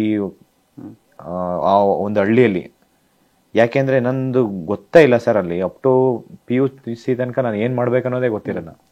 ಈಗ ಒಂದು ಹಳ್ಳಿಯಲ್ಲಿ ಎಲ್ಲ ಎಜುಕೇಟೆಡ್ ಇದ್ರೆ ಅವ್ರನ್ನ ಫಾಲೋ ಮಾಡ್ತಾರೆ ಸರ್, ನಾನು ಅವ್ರ ತರ ಆಗ್ಬೇಕು, ನಾನು ಅವ್ರ ತರ ಆಗ್ಬೇಕು ಅಂತ. ಹಳ್ಳಿಯಲ್ಲಿ ಏನ್ ಪ್ರಾಬ್ಲಮ್ ಅಂತ ಅಂದ್ರೆ, ಈಗ ಸ್ವಲ್ಪ ಒಬ್ರು ಇಬ್ರು ಹಿಂಗೆ ಎಜುಕೇಟೆಡ್ ಆಗ್ತಾ ಇದಾರೆ ಸರ್. ಈಗ 10 years 15 years ಬ್ಯಾಕ್ ಎಲ್ಲ 15 years back sir, 15 years 20 years back ಎಲ್ಲ ಒಂದ್ ಹಳ್ಳಿಯಲ್ಲಿ ಒಬ್ಬ ಗ್ರಾಜುಯೇಟ್ ಆಗೋದೇ ದೊಡ್ಡ ವಿಚಾರ ಆಗಿದೆ. ಆ ಒಬ್ಬ ಗ್ರಾಜುಯೇಟ್ ಇದ್ರೆ ಅವ್ರ ತರ ಆಗ್ಬೇಕು ಅಂತ ಅನ್ಸುತ್ತೆ. ಬಟ್ ಆದ್ರೆ ಇಲ್ಲಿ ಸ್ಕೂಲ್ ಕಾಲೇಜ್ ಫೀಸ್ ಪೇ ಮಾಡೋಕಿರಲ್ಲ ಸರ್. ಅಲ್ಲಿ ಜಾಸ್ತಿ ಇರಲ್ಲ ಸರ್, 1,000 2,000. 20 ವರ್ಷ ಮುಂಚೆ ಎಲ್ಲ ಕಾಲೇಜ್ ಫೀಸ್ ಎಲ್ಲ 500-1,000 ರೂಪಾಯಿ ಇರ್ತಿತ್ತು ಸರ್. 500-1,000 ರೂಪಾಯಿ ಫೀಸ್ ಪೇ ಮಾಡಕ್ಕಾಗಲ್ಲ, ಅಷ್ಟು ಕಷ್ಟ ಇರುತ್ತೆ ಅವರಿಗೆ, ಗ್ರಾಮೀಣ ಭಾಗದವ್ರಿಗೆ. ಮತ್ತು ಅವರಿಗೆ ಕಾಂಪಿಟೇಟಿವ್ ವರ್ಲ್ಡ್ ಇರ್ಬೋದು, ಈ ಒಂದು ಸೊಸೈಟಿ, ಈ ಸಿಟಿ ಲೈಫು ಅವ್ರಿಗೆ ಅವೇರ್ನೆಸ್ಸೇ ಇರಲ್ಲ ಸರ್. ಎಷ್ಟೋ ಈಗ ನಾವು ಫಾರ್ ಎಕ್ಸಾಂಪಲ್ ಹೇಳೋದಾದ್ರೆ, ಈಗ ಸಿಟಿಯಲ್ಲಿ ಇರೋರು ಡೆಲ್ಲಿ ಇಲ್ಲ ಅಬ್ರಾಡ್ ಅಂದ್ರೆ ಫಾರ್ ಎಕ್ಸಾಂಪಲ್ ಅಮೇರಿಕಾಗೆ ಎಷ್ಟು ಒಂದ್ಸತಿನೂ ಹೋಗೇ ಇಲ್ಲ ಅಂತ ಹೇಳ್ತಾರಲ್ಲ ಸರ್, ಒಂದ್ಸತಿನೂ ಹೋಗೇ ಇಲ್ಲ ಅಂತ ಅಂತಾರೆ. ಇನ್ನು ಅಮೇರಿಕಾ ಒಂದ್ಸತಿ ನೋಡಿಲ್ಲ ಅಂತಾರೆ. ಹಳ್ಳಿ ಇರೋ ಮಕ್ಳು ಬೆಂಗಳೂರು ಒಂದ್ಸತಿ ನೋಡಿಲ್ಲ ಅಂತ ಹೇಳಿ ಖಂಡಿತ ಇದೇ ಬರೋ ಸರ್ ಅವ್ರು, ನಾನು ಬೆಂಗಳೂರು ಒಂದ್ಸತಿ ನೋಡಿಲ್ಲ, ಮೆಜೆಸ್ಟಿಕ್ ಎಲ್ಲಿದೆ ಅಂತ ಗೊತ್ತಿಲ್ಲ ಅಂತ ಹೇಳ್ತಾರೆ ಸರ್. ಅಂದ್ರೆ ಮೆಜೆಸ್ಟಿಕ್ ಒಂದ್ಸತಿ ಬಂದ್ರೆ ಅವ್ರು ದೊಡ್ಡ ಏನೋ ಅಚೀವ್ ಮಾಡ್ದಾನೆ, ಏನೋ ನೋಡಿದೀನಿ. ನೀವು ಎಷ್ಟೋ ಸತಿ ನೋಡಿ ಸರ್, ಮೆಜೆಸ್ಟಿಕ್ ಇದೆಯಲ್ಲ ಫ್ಲೈಓವರ್ ಅಲ್ಲ, ಅಲ್ಲಿ ಬಂದು ನೋಡ್ಕೊಂಡು ಹೋಗ್ತಾರಲ್ಲ, ಅವ್ರಿಗೆ ಎಷ್ಟೋ ಸತಿ ಫಸ್ಟ್ ಟೈಮ್ ಮಾಡ್ಕೊಂಡು ಹೋಗಿರೋರೆ ಹಂಗಿರ್ತಾರೆ. ನಾನು ಹಳ್ಳಿ ಮಕ್ಳು ಏನಂದ್ರೆ ಫಸ್ಟ್ ಅವೇರ್ನೆಸ್ ತಿಳ್ಕೊಬೇಕು ಸರ್. ಈಗೇನೋ ಸೋಷಿಯಲ್ ಮೀಡಿಯಾ ಇದೆ, ಲಾಸ್ಟ್ ಒಂದು 5 years ಇಂದ ಸ್ವಲ್ಪ ಎಲ್ಲರ ಕಡೆ ಫೋನ್ ಇದೆ, ಎಲ್ಲೇನು ಏನಾಗ್ತಿದೆ ಅಂತ ಗೊತ್ತಾಗ್ತಿದೆ. ಬಟ್ ಆದರೆ ಈ ಫೋನ್ಗಿಂತ ತುಂಬ ಇಂಪಾರ್ಟೆಂಟ್ಸ್ ಏನಂತಂದರೆ, ಹಳ್ಳಿ ಮಕ್ಕಳು ಸಿಟಿಯಲ್ಲೇ ಇದು ಮಾಡ್ಬೇಕು ಸರ್. ಏನಾದರೂ ಅಚೀವ್ ಮಾಡ್ಬೇಕಂತಂದ್ರೆ ಎಜುಕೇಷನ್ ಇರ್ಬೋದು, ಬೇರೆ ಒಂದು ಬಿಸ್ನೆಸ್ ಇರ್ಬೋದು, ಎಂಟರ್ಪ್ರಿನರ್ಶಿಪ್ ಏನೇ ಮಾಡೋದಾದ್ರೂ ಸ್ವಲ್ಪ ಈಸಿ ಆಕ್ಸೆಸ್ ಇರುತ್ತೆ ಸರ್. ಪಬ್ಲಿಕ್ ಅಂದ್ರೆ ಏನಾದರೂ ದೊಡ್ಡ ಮಟ್ಟಕ್ಕೆ ಅಚೀವ್ ಮಾಡ್ಬೇಕಂತಂದ್ರೆ ಬೆಂಗಳೂರು ಲೈಫು ಖಂಡಿತ. ಎಲ್ಲ ವಿದ್ಯಾರ್ಥಿಗಳು ಆರಂಭದಲ್ಲಿ ಒಂದು ಮಾತು ಹೇಳಿದ್ರಿ, ಗೌರ್ಮೆಂಟ್ PGಗಳನ್ನು ಮಾಡಿಬಿಟ್ರೆ ದೊಡ್ಡ ಮಟ್ಟದಲ್ಲಿ. SLC ಮುಗಿದ ತಕ್ಷಣ ಅವರನ್ನ ಜಿಲ್ಲಾ ಕೇಂದ್ರಗಳ ಸರ್ಕಾರಿ PGಗಳಲ್ಲಿ PUC ಮುಗಿಸೋದಕ್ಕೆ, ಡಿಗ್ರಿ ಮುಗಿಸೋದಕ್ಕೆ ಅವಕಾಶ ಮಾಡಿಕೊಟ್ಟು ಪುಕ್ಷಟೆ ಕೊಡಬಾರ್ದು. ಒಂದು 300 ರೂಪಾಯಿ 500 ರೂಪಾಯಿ ಏನೋ ಒಂದು 1,000 ರೂಪಾಯಿ ಇಟ್ಟರು ತೊಂದರೆ ಇಲ್ಲ ಸರ್. ಮತ್ತೆ ನೀವು ಮಾಸ್ಟರ್ ಡಿಗ್ರಿ ಬರೋರಿಗೆ ಬೆಂಗಳೂರಲ್ಲಿ ದೊಡ್ಡ ಮಟ್ಟದಲ್ಲಿ ಗೌರ್ಮೆಂಟ್ PGಗಳಿಟ್ರೆ ಇನ್ನೂ ಒಳ್ಳೇದು ಸರ್. ಈಗ ಒಂದು ಅಸೆಟ್ ಕ್ರಿಯೇಟ್ ಮಾಡಿದ್ರೆ ಗೌರ್ಮೆಂಟ್ ಈಗ ಯಾವ್ದಾವ್ದಕ್ಕೂ ಅಮೌಂಟ್ 1,000 ಕೋಟಿ ಇನ್ವೆಸ್ಟ್ ಮಾಡ್ತಾರೆ. ಒಂದು ಬಿಲ್ಡಿಂಗ್ ಅಂತ ಕಟ್ಟಿದಾಗ ಅದು ಒಂದು ಗೌರ್ಮೆಂಟ್ ಅಸೆಟ್ ಆಗಿರುತ್ತೆ. ಮತ್ತೆ ಅದರಿಂದ ಅಲ್ಲಿ ಬಂದು ಓದೋರು, ಫಾರ್ ಎಕ್ಸಾಂಪಲ್ ಒಂದು ಇದಿರುತ್ತೆ ಸರ್, ಒಂದು ಮಠ ಇರುತ್ತೆ ಅನ್ಕೊಳ್ಳಿ ಸರ್. ಮಠ ಇದ್ದಾಗ ಅಲ್ಲಿ ಎಜುಕೇಶನ್ ತಗೊಂತಾರಲ್ಲ ಸರ್. ಈಗ ಆ ಎಜುಕೇಶನ್ ಒಂದು ಲೈಫ್ ಟೈಮ್ ಸಾಯೋವರೆಗೂ ಅವ್ರ ಮಕ್ಳು ಅವ್ರ ಮೊಮ್ಮಕ್ಳು ಬಂದ್ರು ಅವನು ಹೇಳ್ತಾನೆ ಸರ್, ನಮ್ ತಾತ ನಮ್ಮ ಅಜ್ಜ ಓದಿದ್ದಿಲ್ಲ, ಈ ಮಠದಲ್ಲೇ ಓದಿದ್ದು, ಅದಕ್ಕೆ ನಾವ್ ಇಲ್ಲಿ ಇಷ್ಟಿಗೆ ಇದು ಅಚೀವ್ ಮಾಡಿದ್ವಿ ಅಂತ. ಸರ್ಕಾರ ಉಳ್ಕೊಳೋ ವ್ಯವಸ್ಥೆ ಮಾಡಿದ್ರೆ ಇನ್ನು ಸಾವಿರಾರು ಜನ ಒಂದು ಸರ್ ಎಷ್ಟೋ ಜನಕ್ಕೆ ಈ ಒಂದು ಅವೇರ್ನೆಸ್ ಕ್ವಾಲಿಟಿ ಎಜುಕೇಶನ್ ತಗೊಬೇಕು ಎಂಪ್ಲಾಯ್ಮೆಂಟ್ ಬರಬೇಕು ಅನ್ನೋದಕ್ಕೆ ಇದು one of the reason. Initially ಯಾರ ಹತ್ರನೂ ದುಡ್ಡು ಇರಲ್ಲ ಸರ್. ಫಸ್ಟ್ ಒಂದ್ಸತಿ ಪುಷ್ ಮಾಡೋ ತನಕನೇ ಅದು ಸರ್ಕಾರ ಪುಷ್ ಮಾಡ್ಬೇಕು ಸರ್. ಎಲ್ಲರಿಗೂ ಅಷ್ಟೇ. ಈಗ ಬಡವರಂತ ಸರ್ಕಾರ ಯಾಕಿದೆ ಅಂದ್ರೆ ಇದು ಈಕ್ವಲ್ ಡಿಸ್ಟ್ರಿಬ್ಯೂಷನ್. ಯಾರ ಹತ್ರ ಇರಲ್ವೋ ಅವ್ರ ಹತ್ರ ತಗೊಂಡು ಯಾರ ಹತ್ರ ಇದೆ ಅವ್ರ ಹತ್ರ ತಗೊಂಡು ಯಾರ ಹತ್ರ ಇಲ್ಲ ಅವ್ರಿಗೆ ಕೊಡ್ಬೇಕಾಗಿರೋ ಸರ್. ಟ್ಯಾಕ್ಸೇಷನ್ ಸಿಸ್ಟಮ್ ಇರೋದೇ ಹಂಗೆ ಸರ್. ಈಗ ಸರ್ಕಾರ ತಗೊಂಡು ಏನೋ ಮಿನಿಸ್ಟರ್ಸ್ MLA ಅವ್ರು ಮಜಾ ಮಾಡೋದಕ್ಕಲ್ಲ, ಮಜಾ ಮಾಡಕ್ಕಲ್ಲ ಹೋಯ್ತು ಸರ್. ಈಗ ಮಜಾ ಮಾಡಕ್ಕಲ್ಲ ಅಲ್ಲ ಸರ್. ಅದು ಈಕ್ವಲ್ ಡಿಸ್ಟ್ರಿಬ್ಯೂಷನ್ ಆಗಬೇಕು. ನೀವೇ ಅಂತ ಹೋದ್ರೆ ಮುಂದಿನ ದಿನಗಳಲ್ಲಿ ವಿದ್ಯಾರ್ಥಿಗಳೆಲ್ಲ ಸರ್ ಜನ ದಂಗೆ ಹೇಳ್ತಾರೆ.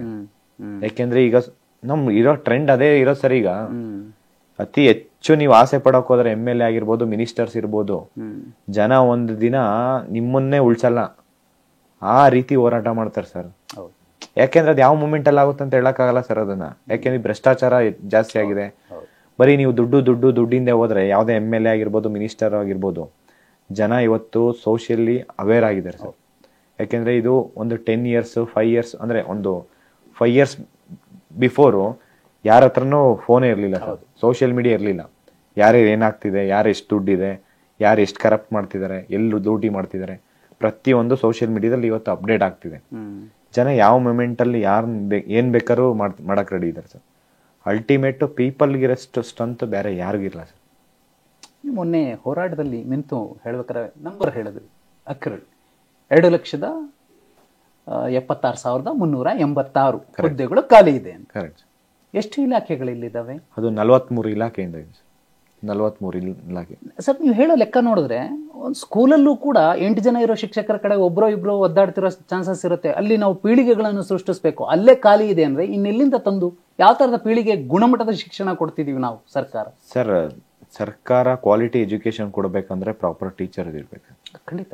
ಈಗ ಎಷ್ಟೋ ಸ್ಕೂಲ್ ಗೌರ್ಮೆಂಟ್ ಸ್ಕೂಲ್ ಕ್ಲೋಸ್ ಆಗೋದಕ್ಕೆ ಒನ್ ಆಫ್ ದಿ ರೀಸನ್ ಸರ್ಕಾರ ಎಚ್ಚೆತ್ಕೊಬೇಕು ಸರ್. ಈಗ ಸರ್ಕಾರದಲ್ಲಿ ಏನ್ ಮಾಡ್ತಿದಾರೆ ಅಂತಂದ್ರೆ ಆಯಾ ಭಾಗದ್ದು ಸ್ಕೂಲ್ ಬೇಕು ಅಂತ ಮುಚ್ತಾರೆ ಸರ್. ಈಗ ಫಾರ್ ಎಕ್ಸಾಂಪಲ್ ಪ್ರೈವೇಟ್ ಸ್ಕೂಲ್ ಇತ್ತಂತ ಅನ್ಕೊಳ್ಳಿ ಸರ್, ಒಬ್ಬ MLA ಒಬ್ಬ ಮಿನಿಸ್ಟರ್ಸ್ ಅವ್ರಿಗೆ ಅಡ್ಮಿಷನ್ಸ್ ಕಡಿಮೆ ಆಯ್ತಂತಂದ್ರೆ ಅವ್ರ ಸರೌಂಡಿಂಗ್ ಇರೋ ಗೌರ್ಮೆಂಟ್ ಸ್ಕೂಲ್ ಕಾಲೇಜಸ್ ನ ಟಾರ್ಗೆಟ್ ಮಾಡ್ತಾನೆ ಸರ್. ಕಾರಣ ಅವರದ್ದು ಒಂದು ಸ್ಕೂಲ್ ಇರುತ್ತೆ, ಖಾಸಗಿ ಶಾಲೆ ಇರುತ್ತೆ ಸರ್. ಆ ಕಾಲೇಜ್ ಅವನ್ ಇತ್ತಂತಂದ್ರೆ ಸರೌಂಡಿಂಗ್ ಆಲ್ಮೋಸ್ಟ್ ಒಂದು 10 to 15 ಕಿಲೋಮೀಟರ್ಸ್ ಏನ್ ಗೌರ್ಮೆಂಟ್ ಶಾಲಾ ಕಾಲೇಜು, ಶಾಲಾ ಮತ್ತೆ ಕಾಲೇಜಸ್ ಏನಿದೆಯಲ್ಲ, ಗೌರ್ಮೆಂಟ್ ಸ್ಕೂಲ್ ಅಂಡ್ ಕಾಲೇಜಸ್ ಅಲ್ಲಿ ಇರೋದಕ್ಕೆಲ್ಲ ಎಷ್ಟು ಯಾವ ರೀತಿ ಅಫೆಕ್ಟ್ ಮಾಡ್ಬೇಕು ಆ ರೀತಿ ಮಾಡ್ತಾನೆ ಸರ್. ಅಂದ್ರೆ ಒಂದು ಅಲ್ಲಿಂದ ನೀರಿನ ಸೌಲಭ್ಯ ಕೊಡಲ್ಲ, ಅಲ್ಲಿಂದ ರಸ್ತೆ ವ್ಯವಸ್ಥೆ ಇರಲ್ಲ, ಮೈದಾನಗಳಂತೂ, ಮತ್ತೆ ಅಲ್ಲಿ ಒಂದು ಟಾಯ್ಲೆಟ್ ಕರೆಕ್ಟ್ ಆಗಿರಲ್ಲ ಸರ್. ಟಾಯ್ಲೆಟ್ ತುಂಬಾ ಇಂಪಾರ್ಟೆಂಟ್ ಆಗುತ್ತೆ. ಇವತ್ತು ಒಂದ್ ಹೆಣ್ಣು ಶಾಲೆಗೆ ಕಳ್ಸ್ಬೇಕಂದ್ರೆ ಅವ್ರ ಅಪ್ಪ ಅಮ್ಮ ಡಿಸೈಡ್ ಮಾಡೋದೇ ಅಲ್ಲಿಂದು ಟಾಯ್ಲೆಟ್ ಮತ್ತೆ ಅದು ಕುಡಿಯೋ ನೀರು ಮತ್ತೆ ರೋಡ್ ವ್ಯವಸ್ಥೆ. ಇವತ್ತು ಕರೆಕ್ಟ್ ಆಗಿ ರೋಡ್ ವ್ಯವಸ್ಥೆ ಇದ್ದಿದ್ರೆ, ಆ ಬಸ್ಸಿನ ವ್ಯವಸ್ಥೆ ಇದ್ದಿದ್ರೆ ಸೌಜನ್ಯ ಅವತ್ತು ಸಾಯ್ತಿರ್ಲಿಲ್ಲ ಸರ್. 200% ಇವತ್ತು ಕರೆಕ್ಟ್ ಆಗಿ ಬಸ್ಸಿನ ವ್ಯವಸ್ಥೆ ಸಾರಿಗೆ ವ್ಯವಸ್ಥೆ ತುಂಬಾ ಇಂಪಾರ್ಟೆಂಟ್. ನಮಗೆ ಎಲ್ಲಾರು ಹೇಳ್ತೀವಿ ಅಷ್ಟೇ, ಸೌಜನ್ಯ ಸತ್ರು ಅಂತ ಅಷ್ಟೇ ಹೋರಾಟ ಮಾಡ್ತಿದೀವಿ. ಸೌಜನ್ಯ ಸಾಯೋದಕ್ಕೆ ಏನ್ ಮೂಲ ಕಾರಣ ಏನು ಅದನ್ನ ಯಾರು ಯೋಚನೆ ಮಾಡ್ತಾ ಇಲ್ಲ ಸರ್. ಈಗ ಸೌಜನ್ಯ ತರ ಇನ್ನೂ ಎಷ್ಟೊಂದು ಹಲವಾರು ಎವ್ರಿ ಡೇ ಆಗ್ತಾ ಇದೆ ಸರ್. ಇಲ್ಲಿ ನಮ್ ಕರ್ನಾಟಕ ಅಂತಲ್ಲ ಸರ್, ಖಂಡಿತ ಆಲ್ ಓವರ್ ವರ್ಲ್ಡ್ ಅಲ್ಲಿ ಎವ್ರಿ ಡೇ ರೇಪ್ ಆಗ್ತಿದೆ, ಮರ್ಡರ್ ಆಗ್ತಿದೆ. ಅದನ್ನೆಲ್ಲ ಯಾವ ರೀತಿ ಕಂಟ್ರೋಲ್ ಮಾಡ್ಬೇಕು ಅನ್ನೋದ್ರ ಬಗ್ಗೆ ಯೋಚನೆ ಮಾಡ್ಬೇಕು. ಈ ಮೂಲಭೂತ ಸೌಕರ್ಯ ಅಂತಂದ್ರೆ ರೋಡ್ ವ್ಯವಸ್ಥೆ ಕರೆಕ್ಟ್ ಇದ್ದಿದ್ರೆ, ಸಾರಿಗೆ ವ್ಯವಸ್ಥೆ ಇದ್ದಿದ್ರೆ, ಅವರು ಟೈಮ್ ಟು ಟೈಮ್ ಅಂದ್ರೆ ಈಗ ಎಲ್ಲಾ ಅನುಕೂಲವಾಗಿದ್ದಿದ್ರೆ ಎಷ್ಟೋ ಜನದ್ದು ಪ್ರಾಣ ಉಳಿಯುತ್ತೆ. ಖಂಡಿತ. ಮತ್ತೆ ಎಷ್ಟೋ ಜನ ಕರೆಕ್ಟ್ ಸರ್. ಈಗ ನಾವ್ ಅದ್ರ ಬಗ್ಗೆ ಯಾವತ್ತೂ ಚರ್ಚೆನೆ ಮಾಡಲ್ಲ ಸರ್. ಇದು ಯಾರಾದ್ರೂ ನೋಡಿದಿರ ಸರ್ ಇವತ್ತು ಅದ್ರ ಬಗ್ಗೆ ಚರ್ಚೆ ಮಾಡಿರೋದು? ಫಸ್ಟ್ ಸರ್ಕಾರ ಕೊಡ್ಬೇಕಾಗಿರೋದು ಮೂಲಭೂತ ವ್ಯವಸ್ಥೆ ಸರ್. ಅದರಲ್ಲೂ ಶಿಕ್ಷಣಕ್ಕೆ ಎಷ್ಟು ಇಂಪಾರ್ಟೆನ್ಸ್ ಕೊಡ್ತೀವೋ ಅಷ್ಟು ಇಂಪಾರ್ಟೆಂಟ್, ಅಷ್ಟು ನಮ್ಮ ರಾಜ್ಯ ಆಗಿರ್ಬೋದು, ನಮ್ಮ ದೇಶ ಬೆಳೆಯುತ್ತೆ ಸರ್. ಯಾಕೆಂದ್ರೆ ಒಂದು ಕ್ವಾಲಿಟಿ ಎಜುಕೇಶನ್ಸ್ ಇಲ್ಲ ಅಂತಂದ್ರೆ ಅಲ್ಲಿಂದು ಕ್ವಾಲಿಟಿ ಎಂಪ್ಲಾಯ್ಮೆಂಟ್ ಹೆಂಗ್ ಜನರೇಟ್ ಮಾಡೋಕ್ಕಾಗುತ್ತೆ? ಖಂಡಿತ. ಒಂದು ಎಂಪ್ಲಾಯಿ ಆಗಿರ್ಬೋದು, ಒಂದು ಎಂಟರ್ಪ್ರಿನರ್ ಆಗಿರ್ಬೋದು, ಒಂದು ಬಿಸ್ನೆಸ್ ಮ್ಯಾನ್ ಆಗಿರ್ಬೋದು, ಅವ್ರು ಎಲ್ಲ ಒಂದು IAS IPS ಆಫೀಸರ್ ಆಗ್ಬೇಕಂತಂದ್ರು ಒಂದು ಕ್ವಾಲಿಟಿ ಎಜುಕೇಶನ್ ತುಂಬಾ ಇಂಪಾರ್ಟೆಂಟ್. ಕ್ವಾಲಿಟಿ ಎಜುಕೇಶನ್ಸ್ ಇಲ್ಲ ಅಂತಂದ್ರೆ ಇದೆಲ್ಲ ಅಚೀವ್ ಮಾಡಕ್ ಆಗೋದೇ ಇಲ್ಲ ಸರ್. ತುಂಬಾ ಮುಖ್ಯ ನೀವು ಹೇಳಿದ್ದು. ಮತ್ತೆ ಅಲ್ಲಿ ನಿಮ್ಮ ಮೈಕ್ ಹಿಡಿದು ನಾಳೆ ಎಲ್ಲ ನೀವು ಬ್ಯೂರೋಕ್ರಾಟ್ಸ್ ಆಗೋರಿದ್ದೀರಿ, ನೀವು ಹೇಗೆ ವರ್ತಿಸ್ಬೇಕು ಅನ್ನೋ ಒಂದು ಒಂದೇ ಸೂಕ್ಷ್ಮ ಹೇಳಿದ್ದು. ಬೇರೆ ಕಡೆ ಕಾರ್ಯಕರ್ತರು ಪಕ್ಷದ ಬೆಂಬಲಿಗರಾಗಿದ್ರೆ ಗಲಾಟೆಗಳಾಗ್ತಿತ್ತು. ಒಂದು ಸೂಕ್ಷ್ಮ ಮಾತಿಗೆ ಅವರೆಷ್ಟು ಎಚ್ಚರಗೊಂಡ್ರು ಅಂದ್ರೆ ಅವ್ರ ಶಿಕ್ಷಣ ಓದ್ಕೊಂಡಿದ್ದವ್ರು ಅವರು. ಸರ್ ಇನ್ನೊಂದು ಅಲ್ಲಿ ನಾವು ಒಂದು ರಾಜ್ಯ ಬ್ಯೂರೋಕ್ರಾಟ್ಸ್ಗಳನ್ನ ಕ್ರಿಯೇಟ್ ಮಾಡ್ತಿದೀವಿ ಅಂದ್ರೆ ಎಷ್ಟರ ಮಟ್ಟಿಗೆ ಸಂಪನ್ಮೂಲ ಕೊಟ್ಟಿದೆ ಸರ್ಕಾರ ನಿಮಗೆ ಗೊತ್ತಿರೋ ಮಟ್ಟಿಗೆ? ಯಾಕಂದ್ರೆ ನೀವು ಕಷ್ಟಗಳನ್ನ ನೋಡ್ತಿದ್ದೀರಿ. ಸರ್ ನನಗೆ ಗೊತ್ತಿರೋ ಪ್ರಕಾರ ಏನು ಕೊಟ್ಟಿಲ್ಲ ಸರ್ ಸರ್ಕಾರ, ₹1 ಸರ್. ನಾನು ಹೇಳ್ತೀನಲ್ಲ, ಇಲ್ಲಿ ಒಂದೊಂದು ಟೈಮ್ ಊಟಕ್ಕೂ ಸರ್, ಇಲ್ಲಿ ಚಂದ್ರ ಲೇಔಟ್ ಸರ್, ಈಗ ನಾನು ಹೇಳ್ತೀನಲ್ಲ ಸರ್, ಈಗ ಧಾರವಾಡದಲ್ಲಿ ಒಂದು ಟೈಮ್ ಊಟಕ್ಕೆ ಫ್ರೀಯಾಗಿ ಗಣೇಶ ವಿಸರ್ಜನೆ ಆಗಿರ್ಬೋದು, ಒಂದು ಮದುವೆ ಕಾರ್ಯಕ್ರಮ ಇರ್ಬೋದು, ಎಷ್ಟೋ ಜನ, ನಾನು ಹೇಳ್ತೀನಲ್ಲ ಸರ್, ಸುಳ್ಳು ಹೇಳ್ಬಾರ್ದು, ಈ ಮದುವೆ ಅಂತ ಮಾಡ್ತಾರಲ್ಲ ಸರ್, ಈ ಕಾಂಪಿಟೇಟಿವ್ ಎಕ್ಸಾಮ್ಸ್ ಓದ ಏರಿಯಾದಲ್ಲಿ, for example Chandra layout, Vijayanagara ಸುತ್ತಮುತ್ತ, ಮತ್ತೆ ಧಾರವಾಡದಲ್ಲಿ ಬಿಜಾಪುರ, ಈ ಒಂದು ರಾಯಚೂರು, ಈ ಸುತ್ತಮುತ್ತ ಏನು ಕೋಚಿಂಗ್ ಇನ್ಸ್ಟಿಟ್ಯೂಟ್ ಮಕ್ಕಳು ಓದ್ತಾ ಇದಾರಲ್ಲ ಕಾಂಪಿಟೇಟಿವ್ ಎಕ್ಸಾಮ್ಸ್ಗೆ, ಆ ಸರೌಂಡಿಂಗ್ ಇರೋ ಚೌಟ್ರೀಸು ಮದ್ವೆ ಮಾಡಕೊಂಡವರು 1,000 ಜನಕ್ಕೆ ಏನಾದ್ರು ನೀವು ಅಡುಗೆ ಮಾಡಿಸಿದ್ರೆ ದಯವಿಟ್ಟು ಮುಂದೆ 5,000 ಜನಕ್ಕೆ ಮಾಡಿಸ್ಬೇಕಾಗಿದೆ. ಮೆಜಾರಿಟಿ ಒಬ್ಬ ಮದ್ವೆಗೆ ಬಂದಿರೋರಾದ್ರೆ 4 ಜನ ಹೊರಗಡೆಯವರೇ ಇರ್ತಾರೆ ಸರ್. ಅಲ್ಲಿ ಬಂಟ್ರ ಸಂಘ ಅಂತ ಇದೆ ಸರ್, ಅಲ್ಲಿ ನಿಮಗೆ ಅತ್ತಿಗುಪ್ಪೆ ಹತ್ರ. ಆ ಬಂಟ್ರ ಸಂಘದಲ್ಲಿ ಪಾಪ ನಿಜವಾಗ್ಲೂ ವಿದ್ಯಾರ್ಥಿಗಳು ಒಂದು ಫಂಕ್ಷನ್ಸ್ ಆದ್ರೆ ಏನಿಲ್ಲ ಅಂದ್ರೂ ಮೆಜಾರಿಟಿ 2-3 ಸಾವಿರ ಜನ ಸ್ಟೂಡೆಂಟ್ಸ್ ಇರ್ತಾರೆ ಸರ್. ಅಂದ್ರೆ ಇಷ್ಟು ಕಷ್ಟದಿಂದ ಇರ್ಬೇಕಾದ್ರೆ ಸರ್ಕಾರ ಇದ್ರ ಬಗ್ಗೆ ಯಾಕೆ ಸೀರಿಯಸ್ ಆಗಿ ತಗೊಂತಾ ಇಲ್ಲ ಅನ್ನೋದೊಂದು ಇದೊಂಥರ ಸರ್. ಯಾಕೆಂದ್ರೆ ಈ MLA ಆಗಿರ್ಬೋದು, ಮಿನಿಸ್ಟರ್ಸ್ ಇರ್ಬೋದು, ಇವ್ರ ಮಕ್ಳೇನಾದ್ರು ಈ ಪರಿಸ್ಥಿತಿಯಲ್ಲಿ ಇದ್ರೆ ಇವ್ರು ಏನ್ ಮಾಡ್ತಾ ಇದ್ರು, ಅದ್ರ ಬಗ್ಗೆ ಯಾವತ್ತಾದ್ರೂ ಯೋಚನೆ ಮಾಡಿದ್ದಾರೆ ಸರ್? ಈಗ ಯಾರೇ ಇರ್ಬೋದು ಸರ್, ಒಂದು ಹೆಣ್ಮಕ್ಳು ಇವತ್ತು ಫೋನ್ ಮಾಡಿ ಇವತ್ತು ಎಷ್ಟು ಕೇಳ್ತಿದಾರೆ ಅಂತಂದ್ರೆ, ಸರ್ ನನಗೆ 3 ವರ್ಷ ಆಯ್ತು ಸರ್, ನಿಮ್ಮನ್ನೇ ನಂಬಿದೀವಿ, 3 ವರ್ಷದಿಂದ ಟೀಚರ್ಸ್ ವೇಕೆನ್ಸಿ ಆಗಿಲ್ಲ, ದೈಹಿಕ ಶಿಕ್ಷಕರದ್ದು ನೋಟಿಫಿಕೇಶನ್ಸ್ ಆಗಿಲ್ಲ, PC ನೋಟಿಫಿಕೇಶನ್ಸ್ ಆಗಿಲ್ಲ ಸರ್. ಹೆಣ್ಮಕ್ಳು ಕೇಳ್ತಾರೆ, ಮೆಸೇಜ್ ಮಾಡ್ತಾರೆ ಸರ್, ಫೋನ್ ಮಾಡ್ತಾರೆ ಸರ್. ಅದರಲ್ಲೂ ಗಂಡ್ಮಕ್ಳು ಅಂತಂದ್ರೆ 1 ವರ್ಷ 2 ವರ್ಷ ಹೆಚ್ಚು ಕಡಿಮೆ ಮ್ಯಾನೇಜ್ ಮಾಡ್ಬೋದು ಸರ್.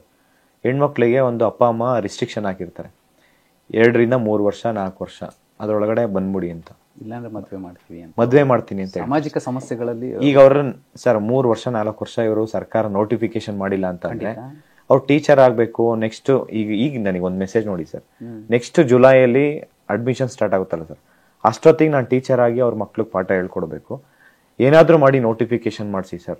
ನೋಟಿಫಿಕೇಶನ್ ಆದ್ರೆ ನಾನು ಅದು ಸೆಲೆಕ್ಟ್ ಆಗಿ ಅವರಿಗೆ ನೆಕ್ಸ್ಟ್ ಇಯರ್ ನಾನು ಜಾಬ್ ತಗೊಂತೀನಿ ಸರ್ ಅಂತ ಹೇಳ್ತಾರೆ. ಅದಾದ್ಮೇಲೆ ಒಂದು ಟೈಮ್ ಲಿಮಿಟ್ ಇರುತ್ತಲ್ಲ ಸರ್, ಆ ಟೈಮ್ ಲಿಮಿಟ್ಗೆ ಅವ್ರನ್ನ ವಾಪಸ್ ಕರ್ಕೊಂಡು ಹೆಣ್ಮಕ್ಳಿಗೆ ಅವ್ರ ಅಪ್ಪ ಅಮ್ಮನ ಜವಾಬ್ದಾರಿ ಇರುತ್ತೆ. ಫಸ್ಟ್ ಏನಾದ್ರೂ ಮಾಡಿ ಅವ್ರ ಅಪ್ಪ ಅಮ್ಮ ನನ್ನ ಮಗಳನ್ನ ಯಾರಿಗೋ ಒಬ್ರಿಗೆ ಮದುವೆ ಮಾಡ್ಬಿಡ್ಬೇಕು ಅನ್ನೋದು ಇರುತ್ತೆ. ಬರೀ ಇಷ್ಟೇ ಸರ್ ಅವ್ರ ಅಪ್ಪ ಅಮ್ಮ ಯೋಚನೆ ಮಾಡೋದು. ನನ್ನ ಮಗಳು ಇಲ್ಲ ಓದ್ತಾ ಇದಾರೆ, ಇಲ್ಲಿ ನೋಟಿಫಿಕೇಶನ್ಸ್ ಆಗ್ತಾ ಇಲ್ಲ, ಇಲ್ಲಿ ಭ್ರಷ್ಟಾಚಾರ ಇಷ್ಟಿದೆ ಅಂತ ಅವ್ರ ಅಪ್ಪ ಅಮ್ಮಂಗೆ ಗೊತ್ತೇ ಇರಲ್ಲ, ಅವ್ರಿಗೆ ಅರ್ಥನೂ ಆಗಿರಲ್ಲ ಸರ್.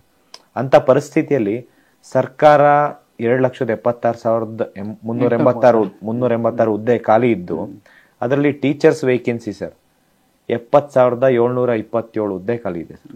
ಟೀಚರ್ಸ್ ವೇಕೆನ್ಸಿ 70,727 ಹುದ್ದೆ ಖಾಲಿ ಇದೆ ಅಂದ್ರೆ ಪರ್ಮನೆಂಟ್ ಫ್ಯಾಕಲ್ಟೀಸ್ ಎಷ್ಟಿದ್ದಾರೆ ಅಂದ್ರೆ ಸರ್ಕಾರದಲ್ಲಿ 20% ಇದೆ sir. 80% of the faculties guest lecturers.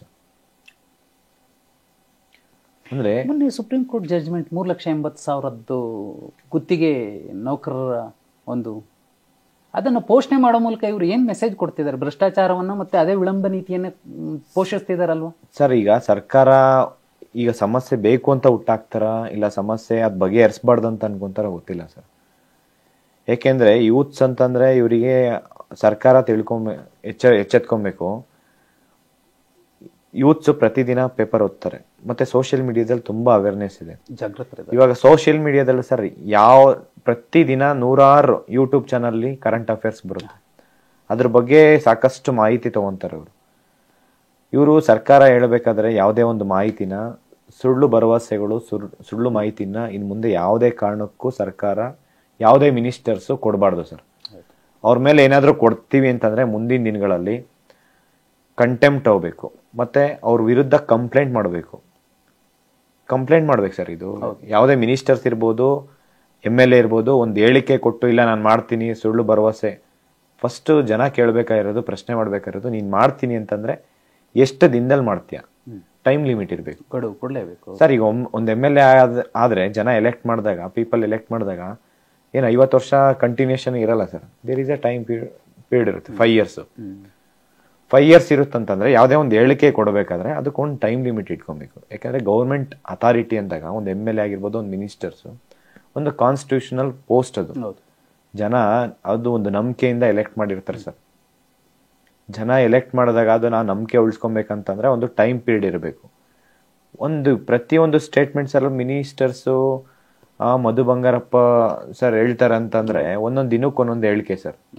ಅವ್ರಿಗೆ ಎಕ್ಸಾಕ್ಟ್ ಮಾಹಿತಿನೇ ಗೊತ್ತಿರಲ್ಲ. ಒಂದ್ಸತಿ 5,000 ಹುದ್ದೆ ಖಾಲಿ ಇದೆ ಅಂತ ಹೇಳ್ತಾರೆ, ಇನ್ನೇನು ನೆಕ್ಸ್ಟ್ ವೀಕ್ ಅಂತಾರೆ. ಒಂದ್ಸತಿ 18,000 ಹೇಳಿಕೆ ಅಂತ ನೋಡಿ ವೇಕೆನ್ಸಿ ಖಾಲಿ ಫಿಲ್ ಮಾಡ್ತೀನಿ ಅಂತಾರೆ. ಒಂದ್ಸತಿ 13,000 ವೇಕೆನ್ಸಿ ಫಿಲ್ ಮಾಡ್ತೀನಿ ಅಂತಾರೆ. ಈ ತರ ಸುಳ್ಳು ಸುಳ್ಳು ಮಾಹಿತಿ ಹೇಳಿದಾಗ, ಈಗ ಫಾರ್ ಎಕ್ಸಾಂಪಲ್ ನಾನೇ ಸರ್, ಪ್ರತಿಯೊಂದು ಡಿಪಾರ್ಟ್ಮೆಂಟಲ್ಲೂ ನನಗೆ ಮಾಹಿತಿ ಇದೆ. ಯಾವುದೇ ಕಮಿಷನರ್ ಇರ್ಬೋದು, ಪ್ರಿನ್ಸಿಪಲ್ ಸೆಕ್ರೆಟರಿ ಇರ್ಬೋದು, ಹೋದಾಗ ಅಲ್ಲಿ ಹೇಳೋದು ಇದೆ ಸರ್, ಫೈನಾನ್ಷಿಯಲ್ ಡಿಪಾರ್ಟ್ಮೆಂಟಿಂದ ಅಪ್ರೂವಲ್ ಆಗಲ್ಲ ಅಂದರೆ ಸರ್ ಇವ್ರ ಕಾನ್ಸ್ಟಿಟ್ಯೂನ್ಸಿಗೆ ಇಲ್ಲ ಇವ್ರಿಗೆ ಬೇಕಾದವ್ರಿಗೆ ಯಾರಿಗಾದ್ರೂ ಪೋಸ್ಟಿಂಗ್ ಹಾಕ್ಸ್ಕೊಳೋದಕ್ಕೆ, ಇವರು ಡೆವಲಪ್ಮೆಂಟ್ ವರ್ಕಿಗೆ, ಇವ್ರ ಕಾನ್ಸ್ಟಿಟ್ಯೂನ್ಸಿಗೆ ಮಾನ್ಯ ಮುಖ್ಯಮಂತ್ರಿ ಸಿದ್ದರಾಮಯ್ಯ ಸರ್ನ ಭೇಟಿ ಮಾಡ್ತಾರಾ ಇಲ್ವಾ ಸರ್? ಖಂಡಿತ ಮಾಡ್ತಾರೆ. ಅದೇ ಇಡೀ ರಾಜ್ಯದ ಜನ ವಿದ್ಯಾರ್ಥಿಗಳು ಇಷ್ಟು ಕಷ್ಟಪಟ್ಟು ಓದ್ತಾ ಇದ್ದಾರೆ ಅಂತಂದ್ರೆ, ಯಾವುದೇ ಮಿನಿಸ್ಟರ್ಸು ಮಾನ್ಯ ಮುಖ್ಯಮಂತ್ರಿ ಸಿದ್ದರಾಮಯ್ಯ ಸರ್ ಹತ್ರ ಹೋಗ್ಬಿಟ್ಟು, ಸರ್ ಇಂಥ ಡಿಪಾರ್ಟ್ಮೆಂಟಲ್ಲಿ ಇಷ್ಟು ಇದೆ, ನೀವೊಂದು ಮಾತಾಡಿ, ಅಲ್ಲಿ ಅವರಿಗೆ ಒಂದು ಲೆಟರ್ ಹಾಕಿ ಫೈನಾನ್ಷಿಯಲ್ ಡಿಪಾರ್ಟ್ಮೆಂಟಿಂದ ಅಪ್ರೂವಲ್ ತಗೊಂಡು ಡಿಪಾರ್ಟ್ಮೆಂಟಿಗೆ ಕಳಿಸಿದ್ರೆ ಅವರು ರೆಕ್ರೂಟ್ಮೆಂಟ್ ಮಾಡ್ಕೊಳಲ್ವಾ ಸರ್? ಖಂಡಿತ ಮಾಡಲೇಬೇಕು. ಅದು ಮಾಡ್ಕೊಳ್ಬೇಕಾಗಿರೋ ಜವಾಬ್ದಾರಿ ಮಾನ್ಯ ಮುಖ್ಯಮಂತ್ರಿ ಸಿದ್ದರಾಮಯ್ಯ ಅವ್ರದ್ದೇ ಅಲ್ಲ ಸರ್, ಪ್ರತಿಯೊಂದು ಸಚಿವರದಿದೆ. ಸಚಿವರು ಎಷ್ಟು ಸತಿ ಅವ್ರನ್ನ ಹೋಗಿ ಅಪ್ರೋಚ್ ಮಾಡ್ತೀರಾ ಅನ್ನೋದ್ರ ಮೇಲೆ ಡಿಪೆಂಡ್ ಆಗುತ್ತೆ. ಈಗ ನಮ್ಮ ಇಲಾಖೆ, ಅವ್ರ ಇಲಾಖೆಯಲ್ಲಿ ಎಷ್ಟು ಖಾಲಿ ಹುದ್ದೆ ಇದೆ, ಎಷ್ಟೊಂದು ಫಿಲ್ ಮಾಡ್ಬೇಕು ಅನ್ನೋದ್ರ ಬಗ್ಗೆ ಅವ್ರ ಹತ್ರ ಮಾಹಿತಿ ಇಲ್ಲ ಅಂತಂದ್ರೆ, ಮತ್ತೆ ಆ ತರ ಸಚಿವರನ್ನ ಯಾಕೆ ಸೆಲೆಕ್ಟ್ ಮಾಡಿದೀವಿ ಅನ್ನೋದೇ ಒಂದು ದೊಡ್ಡ ಡೌಟ್ ಸರ್. ಜನ ಎಚ್ಚೆತ್ಕೊಬೇಕು ಸರ್. ಯಾಕೆಂದ್ರೆ ಒಂದ್ಸತಿ ನೋಡಿದ್ಮೇಲೆ ಎಂತೆಂಥ ಮಿನಿಸ್ಟರ್ಸ್ ಲಾಸ್ಟ್ ಟೈಮ್ ನೋಡಿದೀವಿ ಸರ್. ಅವರು ಯಾರು ಎಮ್.ಎಲ್.ಎ ಆಗಿದ್ ಮತ್ತೆ ಸೆಲೆಕ್ಟ್ ಆಗಿಲ್ಲ, ಅಂದ್ರೆ ರೀಎಲೆಕ್ಟ್ ಆಗಿಲ್ಲ ಅಂತದ್ ಎಂತೆಂಥವ್ರನ್ನ ಸೋಲ್ಸಿದ್ದಾರೆ. ಜನ ಮನ್ಸ್ ಮಾಡಿದ್ರೆ ಏನ್ ಬೇಕಾದ್ರೂ ಆಗುತ್ತೆ. ವಿದ್ಯಾರ್ಥಿಗಳ ಆಕ್ರೋಶ ಕೂಡ ಏನ್ ಸುಮ್ಮನೆ ಇರುತ್ತೆ ಸರ್. ಯೂತ್ಸ್ ಸರ್, ನಾನು ಇವತ್ತು ಕೇಳ್ನಲ್ಲ ಸರ್, ಒಬ್ಬ ಯೂತ್ಸ್, ಎಜುಕೇಟೆಡ್ ಯೂತ್ಸ್ ಒಬ್ರು 100 ಜನಕ್ಕೆ ಸಮಾನ ಸರ್. ಖಂಡಿತ. ಒಬ್ಬ ಎಜುಕೇಟೆಡ್ ಸರ್, ಇಡೀ ವಿಲೇಜ್ ನಮ್ ಕಾಂಪಿಟೇಟಿವ್ ಎಕ್ಸಾಮ್ಸ್ಗೆ ಸುಮ್ಮನೆ ಬರಲ್ಲ ಸರ್. ಪ್ರತಿ ಒಂದು ವಿಲೇಜ್ ನ ಚೇಂಜ್ ಮಾಡೋ ಅಂತ ಕೆಪಾಸಿಟಿ ಖಂಡಿತ ಅವನಿಗಿದೆ ಸರ್. ಯಾಕೆಂದ್ರೆ ಅವನಿಗೆ ಎಲ್ಲ ಹಿಸ್ಟ್ರಿ ಬಗ್ಗೆ, ಎಕನಾಮಿ, ಜಿಯೋಗ್ರಫಿ, ಪೊಲಿಟಿ, ಅದರಲ್ಲೂ ಎಲ್ಲದ್ರ ಬಗ್ಗೆ ತಿಳ್ಕೊಂಡಿರ್ತಾನೆ ಸರ್. ಸೋಷಿಯಲ್ ಕನ್ಸರ್ನ್ ಇರುತ್ತೆ. ಕಾಂಪಿಟೇಟಿವ್ ಆಸ್ಪಿರೆಂಟ್ಸ್ ಅಂತಂದ್ರೆ ಸೋಷಿಯಲ್ ಕನ್ಸರ್ನ್ ಇಲ್ಲ ಅಂತಂದ್ರೆ ಯಾವ ಕಾಂಪಿಟೇಟಿವ್ ಆಸ್ಪಿರೆಂಟ್ಸ್ ಇವತ್ತು ಕಷ್ಟಪಟ್ಟು ಲೈಬ್ರರಿ ಕೂತ್ಕೊಂಡು ಓದಲ್ಲ ಸರ್. ಫಸ್ಟ್ ಇರೋದೇ ಅವನಿಗೆ ಸೋಷಿಯಲ್ ಕನ್ಸರ್ನ್. ನಾನು ಸೊಸೈಟಿಗೆ ನನ್ನ ಕಡೆಯಿಂದ ಏನ್ ಕೊಡಬೇಕು. ಈಗ ಯಾಕೆಂದ್ರೆ ನಾನು 6 ವರ್ಷ UPSC ಓದಿದ್ದೀನಿ ಸರ್. ನಾನು ಸೊಸೈಟಿಗೆ ಏನ್ ಕೊಡಬೇಕು, ಈ ಸೊಸೈಟಿ ಚೇಂಜಸ್ ಆಗ್ಬೇಕಂದ್ರೆ ನಾನು ಏನ್ ಮಾಡ್ಬೋದು ಅಂದ್ರೆ ಅವ್ನ ತಲೆಗೆ ಒಳ್ಳೊಳ್ಳೆ ಥಾಟ್ಸ್ ಇರುತ್ತೆ ಸರ್. ಈ ತರ ಮಾಡ್ಬೇಕು ಅಂತಂದ್ರೆ ಒಬ್ಬ ವಿದ್ಯಾರ್ಥಿ ಮನ್ಸು ಮಾಡಿದ್ರೆ ಇಡೀ ವಿಲೇಜ್ ಅವನ್ ಮಾತು ಕೇಳುತ್ತೆ ಸರ್. ಖಂಡಿತ. ಯಾಕೆಂದ್ರೆ ಅವನು ಒಂದು ಒಳ್ಳೆ ಕ್ವಾಲಿಟಿ ಎಜುಕೇಶನ್ ತಗೊಂಡು ಬಂದಿರ್ತಾನೆ ಸರ್. ಈ ಫಾರ್ ಎಕ್ಸಾಂಪಲ್ ಡಿಗ್ರಿ ಮಾಡೋದು ಒಂದೇ ಸರ್. ಈಗ ಕಾಂಪಿಟೇಟಿವ್ ಎಕ್ಸಾಮ್ಸ್ ಬಂದು 2 ವರ್ಷ ಓದೋದು ಒಂದೇ, 2-3 ಡಿಗ್ರಿ ತಗೊಳೋದು ಒಂದೇ ಸರ್. ಒಂದ್ಸತಿ ಕಾಂಪಿಟೇಟಿವ್ ಫೀಲ್ಡ್ ಅಲ್ಲಿ ಒಂದು 5 ವರ್ಷ ಇನ್ವೆಸ್ಟ್ ಮಾಡಿದಾನಂದ್ರೆ ಆ ವಿದ್ಯಾರ್ಥಿ ಒಂದು 10 ಡಿಗ್ರಿ ತಗೊಂಡಿರೋಷ್ಟು ಸಮ ಇರುತ್ತೆ ಸರ್. ಯಾಕೆಂದ್ರೆ ಪ್ರತಿದಿನ ಓದ್ಬೇಕು, ಪ್ರತಿದಿನ ರಿವಿಷನ್ ಮಾಡಬೇಕು, ಪ್ರತಿದಿನ ಅನಲೈಸ್ ಮಾಡಬೇಕು. ಏನ್ ಆಗ್ತಾ ಇದೆ, ಬರೀ ನಮ್ಮ ಕರ್ನಾಟಕದಲ್ಲಿ ಏನಾಗ್ತಿದೆ ಅಂತ ಯೋಚನೆ ಮಾಡಲ್ಲ ಸರ್ ಅವರು. ಎಂಟೈರ್ ವರ್ಲ್ಡ್ ಅಲ್ಲಿ ಏನ್ ಆಗ್ತಾ ಇದೆ, ಪ್ರತಿಯೊಂದು ಯಾವುದೇ ಕಾಂಪಿಟೇಟಿವ್ ಆಸ್ಪಿರೆಂಟ್ಸ್ ಕೇಳಿ ಸರ್, ಯಾವ ಕಂಟ್ರಿ ಎಲ್ಲಿ ಬರುತ್ತೆ, ಯಾವ ಕಂಟ್ರಿಯಲ್ಲಿ ಯಾವ ಪ್ರೈಮ್ ಮಿನಿಸ್ಟರ್ ಇದೆ, ಅಲ್ಲಿ ಪಾಲಿಸೀಸ್ ಏನಿದೆ, ಮತ್ತೆ ಅಲ್ಲಿ ಯಾವ ರೀತಿ ಜನಗಳು ಸ್ಪಂದಿಸ್ತಿದ್ದಾರೆ, ಅದನ್ನೆಲ್ಲ ಪ್ರತಿಯೊಂದು ಕಾಂಪಿಟೇಟಿವ್ ಆಸ್ಪಿರೆಂಟ್ಸ್ಗೆ ಗೊತ್ತಿದೆ ಸರ್. ಅಂದ್ರೆ ಅದು ಇಡೀ ಪ್ರಪಂಚದ ಬಗ್ಗೆ ಗೊತ್ತಿದೆ ಅಂತಂದ್ರೆ ಒಂದು ವಿಲೇಜ್ ಅಲ್ಲಿ ಚೇಂಜ್ ಮಾಡೋದೇನು ದೊಡ್ಡ ವಿಚಾರ ಅಲ್ಲ. ಖಂಡಿತ. ಇಡೀ ಒಂದು ವಿಲೇಜ್ ಅಲ್ಲಿ ಒಬ್ಬ ಆಸ್ಪಿರೆಂಟ್ಸ್ ಚೇಂಜ್ ಮಾಡ್ತಾರಂದ್ರೆ ಇಲ್ಲಿ ಆಲ್ಮೋಸ್ಟ್ ಒಂದು 15-20 ಲಕ್ಷ ಜನ ವಿದ್ಯಾರ್ಥಿಗಳಿದ್ದಾರೆ ಸರ್. 20 ಲಕ್ಷ ಜನ ವಿದ್ಯಾರ್ಥಿಗಳು ಇಡೀ ಕರ್ನಾಟಕ ಅಲ್ಲ ಸರ್, ಇಡೀ ದೇಶನೇ ಚೇಂಜ್ ಮಾಡ್ಬೋದು. ಖಂಡಿತ ಸರ್. ಆ ಒಂದು ಇವತ್ತು ಧಾರವಾಡನ ಇಡೀ ದೇಶಕ್ಕೆ ತೋರಿಸಿದೀವಿ ಅಂತಂದ್ರೆ ಅದು ಅಷ್ಟು ಸುಲಭ ಅಲ್ಲ ಸರ್. ಈಗ ವಿದ್ಯಾರ್ಥಿಗಳು ಮನ್ಸು ಮಾಡಿದ್ರೆ ಏನ್ ಬೇಕಾದ್ರೂ ಆಗ್ತಾರೆ ಸರ್. ಒಬ್ಬ ಎಜುಕೇಟೆಡ್ ಏನ್ ಬೇಕಾದ್ರೂ ಮಾಡ್ಬೋದು ಸರ್. ಈಗ ಸರ್ಕಾರದಲ್ಲಿ ಈ KPSC ಅನ್ನುವಂತಹ ಪವಿತ್ರ ಸಂಸ್ಥೆ ಏನಿದೆ, ಆ ಸಂಸ್ಥೆ ಮಾಡಿದಂತಹ ಎಕ್ಸಾಮ್ಗಳಲ್ಲಿ ಪಾಸಾಗಿ ನೇಮಕಾತಿ ಆಗದೆ ಕೂತಿರುವಂತಹವರ ಸಂಖ್ಯೆ ಎಷ್ಟಿದೆ ಸರ್ ಅಪ್ರಾಕ್ಸಿಮೇಟ್? ಯಾಕಂದ್ರೆ ತುಂಬ ಜನ ಇರ್ತಾರೆ. ಇವರು ಇಲ್ಲ ನಾವು ಆರ್ಥಿಕ ಇಲಾಖೆಯಿಂದ ಪರ್ಮಿಷನ್ ತಗೋಬೇಕು, ಒಳ ಮೀಸಲಾತಿಗಳು ಮುಗಿದಿಲ್ಲ, ಕೋರ್ಟ್ ಜಡ್ಜ್ಮೆಂಟ್ ಬಂದಿಲ್ಲ ಅಂತ ಸಾಕಷ್ಟು ಸಬೂಬುಗಳು ಕೊಡ್ತಾನೆ ಬಂದರು. ಒಳ ಮೀಸಲಾತಿನೇ ಆಯಿತು. ನಾವೀಗೇನು ಸಂಪುಟ ಉಪಸಮಿತಿ ಸಲಹೆಗಳನ್ನು ಪಾಲಿಸ್ತೀವಿ ಅಂತೆಲ್ಲ ಹೇಳ್ತಿದ್ದಾರೆ. ಸುಪ್ರೀಂ ಕೋರ್ಟ್ ಒಂದು ಜಡ್ಜ್ಮೆಂಟು ಬಂದಿದೆ, ಪಾಲಿಸ್ಬೇಕೋ ಬಿಡಬೇಕೋ ಅವ್ರಿಗೆ ಬಿಟ್ಟಿದ್ದು, ಅದು ಅವ್ರ ಕರ್ಮ. ಆದರೆ ಸವಲತ್ತುಗಳನ್ನು ಸರ್ ಓದ್ಕೊಂಡು ನಾನು ನಾಳೆ ದುಡಿತೀನಿ ಅಂತ ಬಂದಿರುವಂಥ, ಅದು ಕಷ್ಟ ಬಿದ್ದು ಹೊಟ್ಟೆ ಬಟ್ಟೆ ಕಟ್ಟಿ ಎಕ್ಸಾಮ್ ಪಾಸ್ ಮಾಡಿ ಕೂತಿರುವಂಥವ್ರು ಆಕ್ರೋಶದಿಂದ ಇರ್ತಾರೆ. ನಾನು ಅದನ್ನು ಒಪ್ಕೋತೀನಿ ಖಂಡಿತ. ಅವ್ರಿಗೆ ಇನ್ನೂ ಎಷ್ಟು ದಿನ ಕಾಯ್ಬೇಕು? ಎಕ್ಸಾಂಪಲ್ ಒಂದು ಹುಡುಗಿದು ಯಾವುದೋ ಎಕ್ಸಾಂಪಲ್ ಕೊಟ್ರಿ, ಆ ಹೆಣ್ಮಕ್ಳ ಭವಿಷ್ಯ ಏನಾಗಬೇಕು? ಇಂಥವ್ರು ಎಷ್ಟು ಜನ ಇದ್ದಾರೆ ಸರ್? ಈ ಥರದವರು ಲಕ್ಷಾಂತರ ವಿದ್ಯಾರ್ಥಿಗಳು ಇದ್ದಾರೆ ಸರ್, ಲಕ್ಷಾಂತರ ವಿದ್ಯಾರ್ಥಿಗಳು. KPSC ನಂಬಿ ಬಂದಿರೋರೆ ಲಕ್ಷಾಂತರ ವಿದ್ಯಾರ್ಥಿಗಳು. ಯಾಕೆಂದರೆ ಮೆಜಾರಿಟಿ ಎಕ್ಸಾಮ್ಸು KPSC ನಡೆಸೋದು. ಮೆಜಾರಿಟಿ ಒಂದು ಗ್ರೂಪ್ ಎ ಇರ್ಬೋದು, ಗ್ರೂಪ್ ಬಿ ಎಕ್ಸಾಮ್ಸು, ಎಲ್ಲ ಎಕ್ಸಾಮ್ಸು ಅಂದರೆ group A group B exams ಎಲ್ಲನೂ KPSCಗೆ ಕೊಡ್ತಾರೆ ಸರ್. ಎಕ್ಸಾಂಪಲ್ ಹೇಳೋದಾದ್ರೆ ಅಗ್ರಿಕಲ್ಚರ್ ಅಂದರೆ ಅಸಿಸ್ಟೆಂಟ್ ಅಗ್ರಿಕಲ್ಚರ್ ಆಫೀಸರ್ ಮತ್ತು ಅಸಿಸ್ಟೆಂಟ್ ಅಗ್ರಿಕಲ್ಚರ್ ಆಫೀಸರ್ಸು ನೋಟಿಫಿಕೇಶನ್ ಆಗಿ ಆಲ್ಮೋಸ್ಟ್ 2 ವರ್ಷ ಆಗ್ತಾ ಇದೆ ಸರ್. 1.5 ವರ್ಷ ಆಯಿತು. ಆದರೆ ಇನ್ನೂ ಅದ್ರ ಬಗ್ಗೆ ಅಂದರೆ ಇನ್ನೇನು ಎಕ್ಸಾಮ್ ಮಾಡಬೇಕು ಒಳ ಮೀಸಲಾತಿ ಅಂದ್ಬಿಟ್ಟು ತಡೆ ಹಿಡಿದ್ರು sir. Land surveyor sir, almost ನಾವು ಪೋಸ್ಟಸ್ ಇದು ಲ್ಯಾಂಡ್ ಸರ್ವೇಯರ್ದು ಮತ್ತು ಅಗ್ರಿಕಲ್ಚರ್ ಆಫೀಸರ್ಸು ಮತ್ತು ಅಸಿಸ್ಟೆಂಟ್ ಅಗ್ರಿಕಲ್ಚರ್ ಆಫೀಸರ್ದು ಎರಡರದ್ದು ಪೋಸ್ಟ್ ಇನ್ಕ್ರೀಸ್ ಮಾಡಿಸಿದ್ವಿ. ಪೋಸ್ಟ್ ಇನ್ಕ್ರೀಸ್ ಮಾಡಿಸಿ ಇನ್ನೇನು ಎಕ್ಸಾಮ್ ನಡಿಬೇಕು ಮತ್ತೆ ಎಕ್ಸಾಮ್ ಪೋಸ್ಟ್ಪೋನ್ ಮಾಡಿದ್ರು. ಬಟ್ ಆದರೆ ಸರ್ಕಾರ ಈ ಒಂದು ಎಕ್ಸಾಮ್ಸ್ ಯಾವಾಗ ಮಾಡ್ತೀವಿ, ನಾನು ಅವತ್ತಿಂದ 1 ವರ್ಷದಿಂದ ಹೇಳ್ತಾ ಇದ್ದೀನಿ ಸರ್. ಸುಪ್ರೀಂ ಕೋರ್ಟ್ ಆದೇಶ ಇದೆ, ಅಂದರೆ SC ST ಅವರಿಗೆ ಒಂದು ರಿಸರ್ವೇಷನ್ ಇದು ಮಾಡಿ ಅಂತೇಳಿ.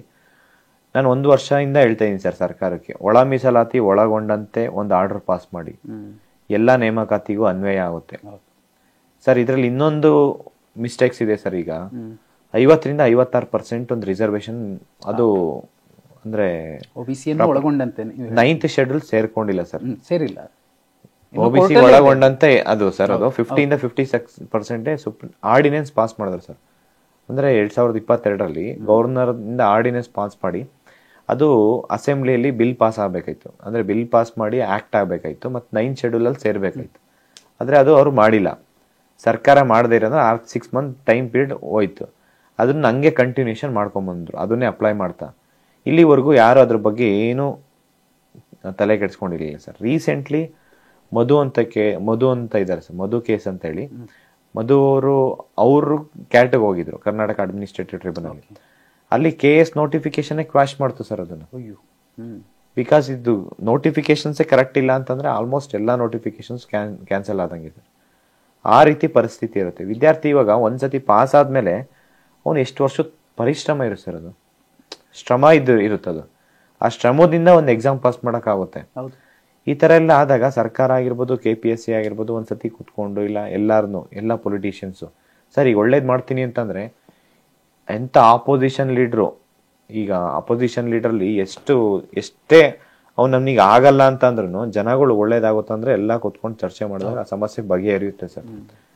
ಈಗ ಫಾರ್ ಎಕ್ಸಾಂಪಲ್ ಕರ್ನಾಟಕದಲ್ಲಿ Congress government, central government, BJP ಇದ್ರೂ ಕೂಡ ಇವರೆಲ್ಲ ಚರ್ಚೆ ಮಾಡಿ ಫಸ್ಟ್ ಸರ್, ಈಗ ಕಾಂಗ್ರೆಸ್ ಕರ್ನಾಟಕದಲ್ಲಿದೆ, BJP ಲೀಡರ್ಸು ಇದ್ದಾರೆ, ಅವ್ರನ್ನ ಕುಂಡಿಸ್ಕೊಂಡು ಎಲ್ಲ ಚರ್ಚೆ ಮಾಡಿ ಎಲ್ಲರೂ ಒಟ್ಟಿಗೆ 224 ಜನ MLA ಒಟ್ಟಿಗೆ ತಗೊಂಡು 224 ಜನನು ಡೆಲ್ಲಿಗೆ ಹೋಗಿ BJPಗೆ ಅಪ್ರೋಚ್ ಮಾಡಿ ಈ ತರ ಸಮಸ್ಯೆ ಇದೆ ಅಂತ ಹೇಳ್ಬಿಟ್ಟು, ಈ ಸಮಸ್ಯೆ ಎಲ್ಲರದು ಸಮಸ್ಯೆ ಸರ್. ಇದು ವಿದ್ಯಾರ್ಥಿಗಳು ಸುಮಾರು 20 ಲಕ್ಷ ಜನ ಇದ್ದಾರೆ. ಈ KPSC ನಂಬ್ಕೊಂಡು ಈ ತರ ಇದ್ದಾರೆ ಸರ್. ರೀಸೆಂಟ್ಲಿ 28 ನೋಟಿಫಿಕೇಶನ್ಸ್ ವಾಪಸ್ ತಗೊಂಡು ಮತ್ತೆ ರೀನೋಟಿಫಿಕೇಶನ್ ಮಾಡ್ತೀನಿ ಅಂತ ಹೇಳ್ತೀರಾ ಸರ್. ಈ ಸಮಸ್ಯೆ, ಈ ರಿಸರ್ವೇಶನ್ ಇಶ್ಯೂಸ್ ಬಗೆಹರಿಸಿಲ್ಲ ಅಂತಂದ್ರೆ ಯಾವುದೇ ನೋಟಿಫಿಕೇಶನ್ಸ್ ಮತ್ತೆ ಕೋರ್ಟಿಗೆ ಹೋಗುತ್ತೆ ಸರ್. ಕೋರ್ಟಿಗೆ ಹೋದ್ರೆ ಅದು ಒಂದ್ ತಿಂಗಳು 6 ತಿಂಗಳಲ್ಲೆಲ್ಲ ಎಂಡ್ ಆಗೋದಲ್ಲ, ಅದು ಖಂಡಿತ it will take years together. 2011 ನಾವು 22 ಅಲ್ಲ ಆರ್ಡರ್ ತಗೊಂಡ್ರು ಸರ್ KS. ಅಂದ್ರೆ 10 ವರ್ಷದಲ್ಲಿ ನಾನೇ ನೋಡಿದೀನಿ ಸರ್ ಕಣ್ಣಾರೆ. ಅವ್ರು ಪಾಸ್ ಆಗಿ ಅದನ್ನೇ ನಂಬ್ಕೊಂಡಿರ್ತಾರೆ, ಮತ್ತೆ ಬೇರೆ ಎಕ್ಸಾಮ್ ಒಂದ್ಸತಿ KS ಪಾಸ್ ಆದ್ಮೇಲೆ ಬೇರೆ ಯಾವ ಎಕ್ಸಾಮ್ ಆದ್ರೂ ಹೋಗಲ್ಲ ಸರ್ ಅವರು. ಒಂದ್ಸತಿ ಗೆಜೆಟೆಡ್ ಪ್ರೊಫೆಷನಲ್ ಆಫೀಸರ್ ಆದ್ರೆ, ಒಂದ್ಸತಿ ಆಫೀಸರ್ ಆದ್ರೆ ಎಂಪ್ಲಾಯ್ಡ್ ಆಗೋದಕ್ಕೆ ಯಾರು ಇಷ್ಟಪಡಲ್ಲ ಸರ್. ಗ್ರೂಪ್ A ಮತ್ತೆ ಗ್ರೂಪ್ B ಆಫೀಸರ್ ಅಂತೀವಿ ಸರ್. ಗ್ರೂಪ್ C ಮತ್ತೆ ಗ್ರೂಪ್ D ಎಕ್ಸಾಮ್ಸ್ ಎಂಪ್ಲಾಯೀಸ್ ಅಂತ ಸರ್. ಆಫೀಸರ್ ಇಂದ ಯಾರು ಎಂಪ್ಲಾಯ್ ಆಗೋದಕ್ಕೆ ಇಷ್ಟಪಡಲ್ಲ ಸರ್, ಬೇರೆ ಯಾವ ಎಕ್ಸಾಮ್ಸ್ಗೂ ಹೋಗಲ್ಲ. 10 ವರ್ಷ ವೆಯ್ಟ್ ಮಾಡಿರೋರು ನಾನು ನೋಡಿದೀನಿ ಸರ್. 10 ವರ್ಷ ನಮ್ಮ ಸ್ನೇಹಿತರು ಇದ್ರೆ ಸರ್, 10 ವರ್ಷ ಸರ್ ಅವರು ಟೀಚಿಂಗ್ ಮಾಡಿಕೊಂಡು ಪಾಪ ಅವರು ಎಷ್ಟೋ ಜನದ್ದು ಮದುವೆ ಎಂಗೇಜ್ಮೆಂಟ್ ಆಗಿ ಮದುವೆ ಕ್ಯಾನ್ಸಲ್ ಆಗಿದೆ ಸರ್. ಅದಾದ್ಮೇಲೆ ಸರ್ ಈಗ ಆ ಎಕ್ಸಾಮ್ಸ್ ಕ್ಲಿಯರ್ ಆಗಿದೆ ಅಂತ ಯಾವುದೋ ಒಂದು ಒಳ್ಳೆ ಆಫೀಸರ್ಸು ಇಲ್ಲ ದುಡ್ಡಿರೋರ್ನ ಎಂತ ಬಡವ ಎಕ್ಸಾಮ್ ಪಾಸ್ ಆದ್ರೂ ಶ್ರೀಮಂತರ ಮಕ್ಕಳನ್ನ ಎಂಗೇಜ್ಮೆಂಟ್ ಆಗಿರುತ್ತೆ ಸರ್. ಎಕ್ಸಾಮ್ ಪಾಸ್ ಇದು ಜಾಸ್ತಿ ಇದೆ ಕೇಸ್. ಎಕ್ಸಾಮ್ ಪಾಸ್ ಆಗಿದೆ ಅಂತ ಶ್ರೀಮಂತರ ಮಕ್ಕಳನ್ನ ಕೊಟ್ಟಿರ್ತಾರೆ ಸರ್. ಈಗ ಹುಡುಗ ಆಗಿರ್ಬೋದು ಹುಡುಗ ಆಗಿರ್ಬೋದು ಸರ್. ಮೆಜಾರಿಟಿ ಹುಡುಗ ಸರ್. ಒಂದ್ಸತಿ ನೀವು ಅವನ ಶ್ರೀಮಂತರ ಮಗಳ ಜೊತೆ ಎಂಗೇಜ್ಮೆಂಟ್ ಆಗಿ ಕ್ಯಾನ್ಸಲ್ ಆಯ್ತಂದ್ರೆ ಅವ್ನು ವಾಪಸ್ಸು ಬಡವ್ರನ್ನ ಮದುವೆ ಆಗೋದಕ್ಕೆ ಇಷ್ಟಪಡೋದೇ ಇಲ್ಲ ಸರ್. ಯಾಕೆ ಅಂತಂದ್ರೆ ಇಲ್ಲಿ ಎಕ್ಸಾಮ್ಸ್ ಅವಮಾನ ಆಗಿರುತ್ತೆ. ಈ ತರ ಎಷ್ಟೊಂದು ಕೇಸಸ್ ಇದೆ ಸರ್. ಬಿಕಾಸ್ ಇದೆಲ್ಲ KPSC ಇಂದ ಸರ್. KPSC ಕರೆಕ್ಟಾಗಿ ಎಕ್ಸಾಮ್ಸ್ ಕಂಡಕ್ಟ್ ಮಾಡ್ತಂದ್ರೆ ಯಾವುದೇ ರೀತಿ ಸಮಸ್ಯೆ ಆಗಲ್ಲ ಸರ್. ಸರ್ಕಾರ ಅಷ್ಟೇ time to time event of calendar ಇರ್ಬೇಕು ಸರ್.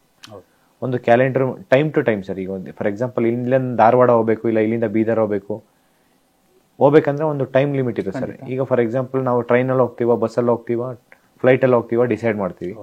ಅದರಲ್ಲಿ ಎಷ್ಟು ಟೈಮ್ ತೊಗೊಳುತ್ತೆ, ಯಾವ ಟೈಮಲ್ಲಿ ನಾವು ಒಂದು ಬಸ್ ಸ್ಟ್ಯಾಂಡ್ಗೆ ಹೋಗ್ಬೇಕು, ಸ್ಟೇಷನ್ ಹತ್ರ ರೈಲ್ವೆ ಸ್ಟೇಷನ್ಗೆ ಹೋಗ್ಬೇಕು, ಇಲ್ಲ ಏರ್ಪೋರ್ಟ್ ಹೋಗ್ಬೇಕು ಅನ್ನೋದು ಡಿಸೈಡ್ ಮಾಡ್ತೀವಿ. ಇಂಥ ಟೈಮಿಗೆ ಹೋದ್ರೆ ನಮಗೆ ಒಂದು ಬಸ್ಸಿನ ವ್ಯವಸ್ಥೆ ಸಿಗುತ್ತೆ. ಆ ಬಸ್ಸಲ್ಲಿ ಇಷ್ಟು ಟೈಮ್ ತೊಗೊಂಡ್ರೆ ಅಷ್ಟು ಟೈಮಲ್ಲಿ ಅಲ್ಲಿ ಹೋಗ್ತೀವಿ ಅಂತ ರೀಚ್ ಆಗ್ತೀವಿ.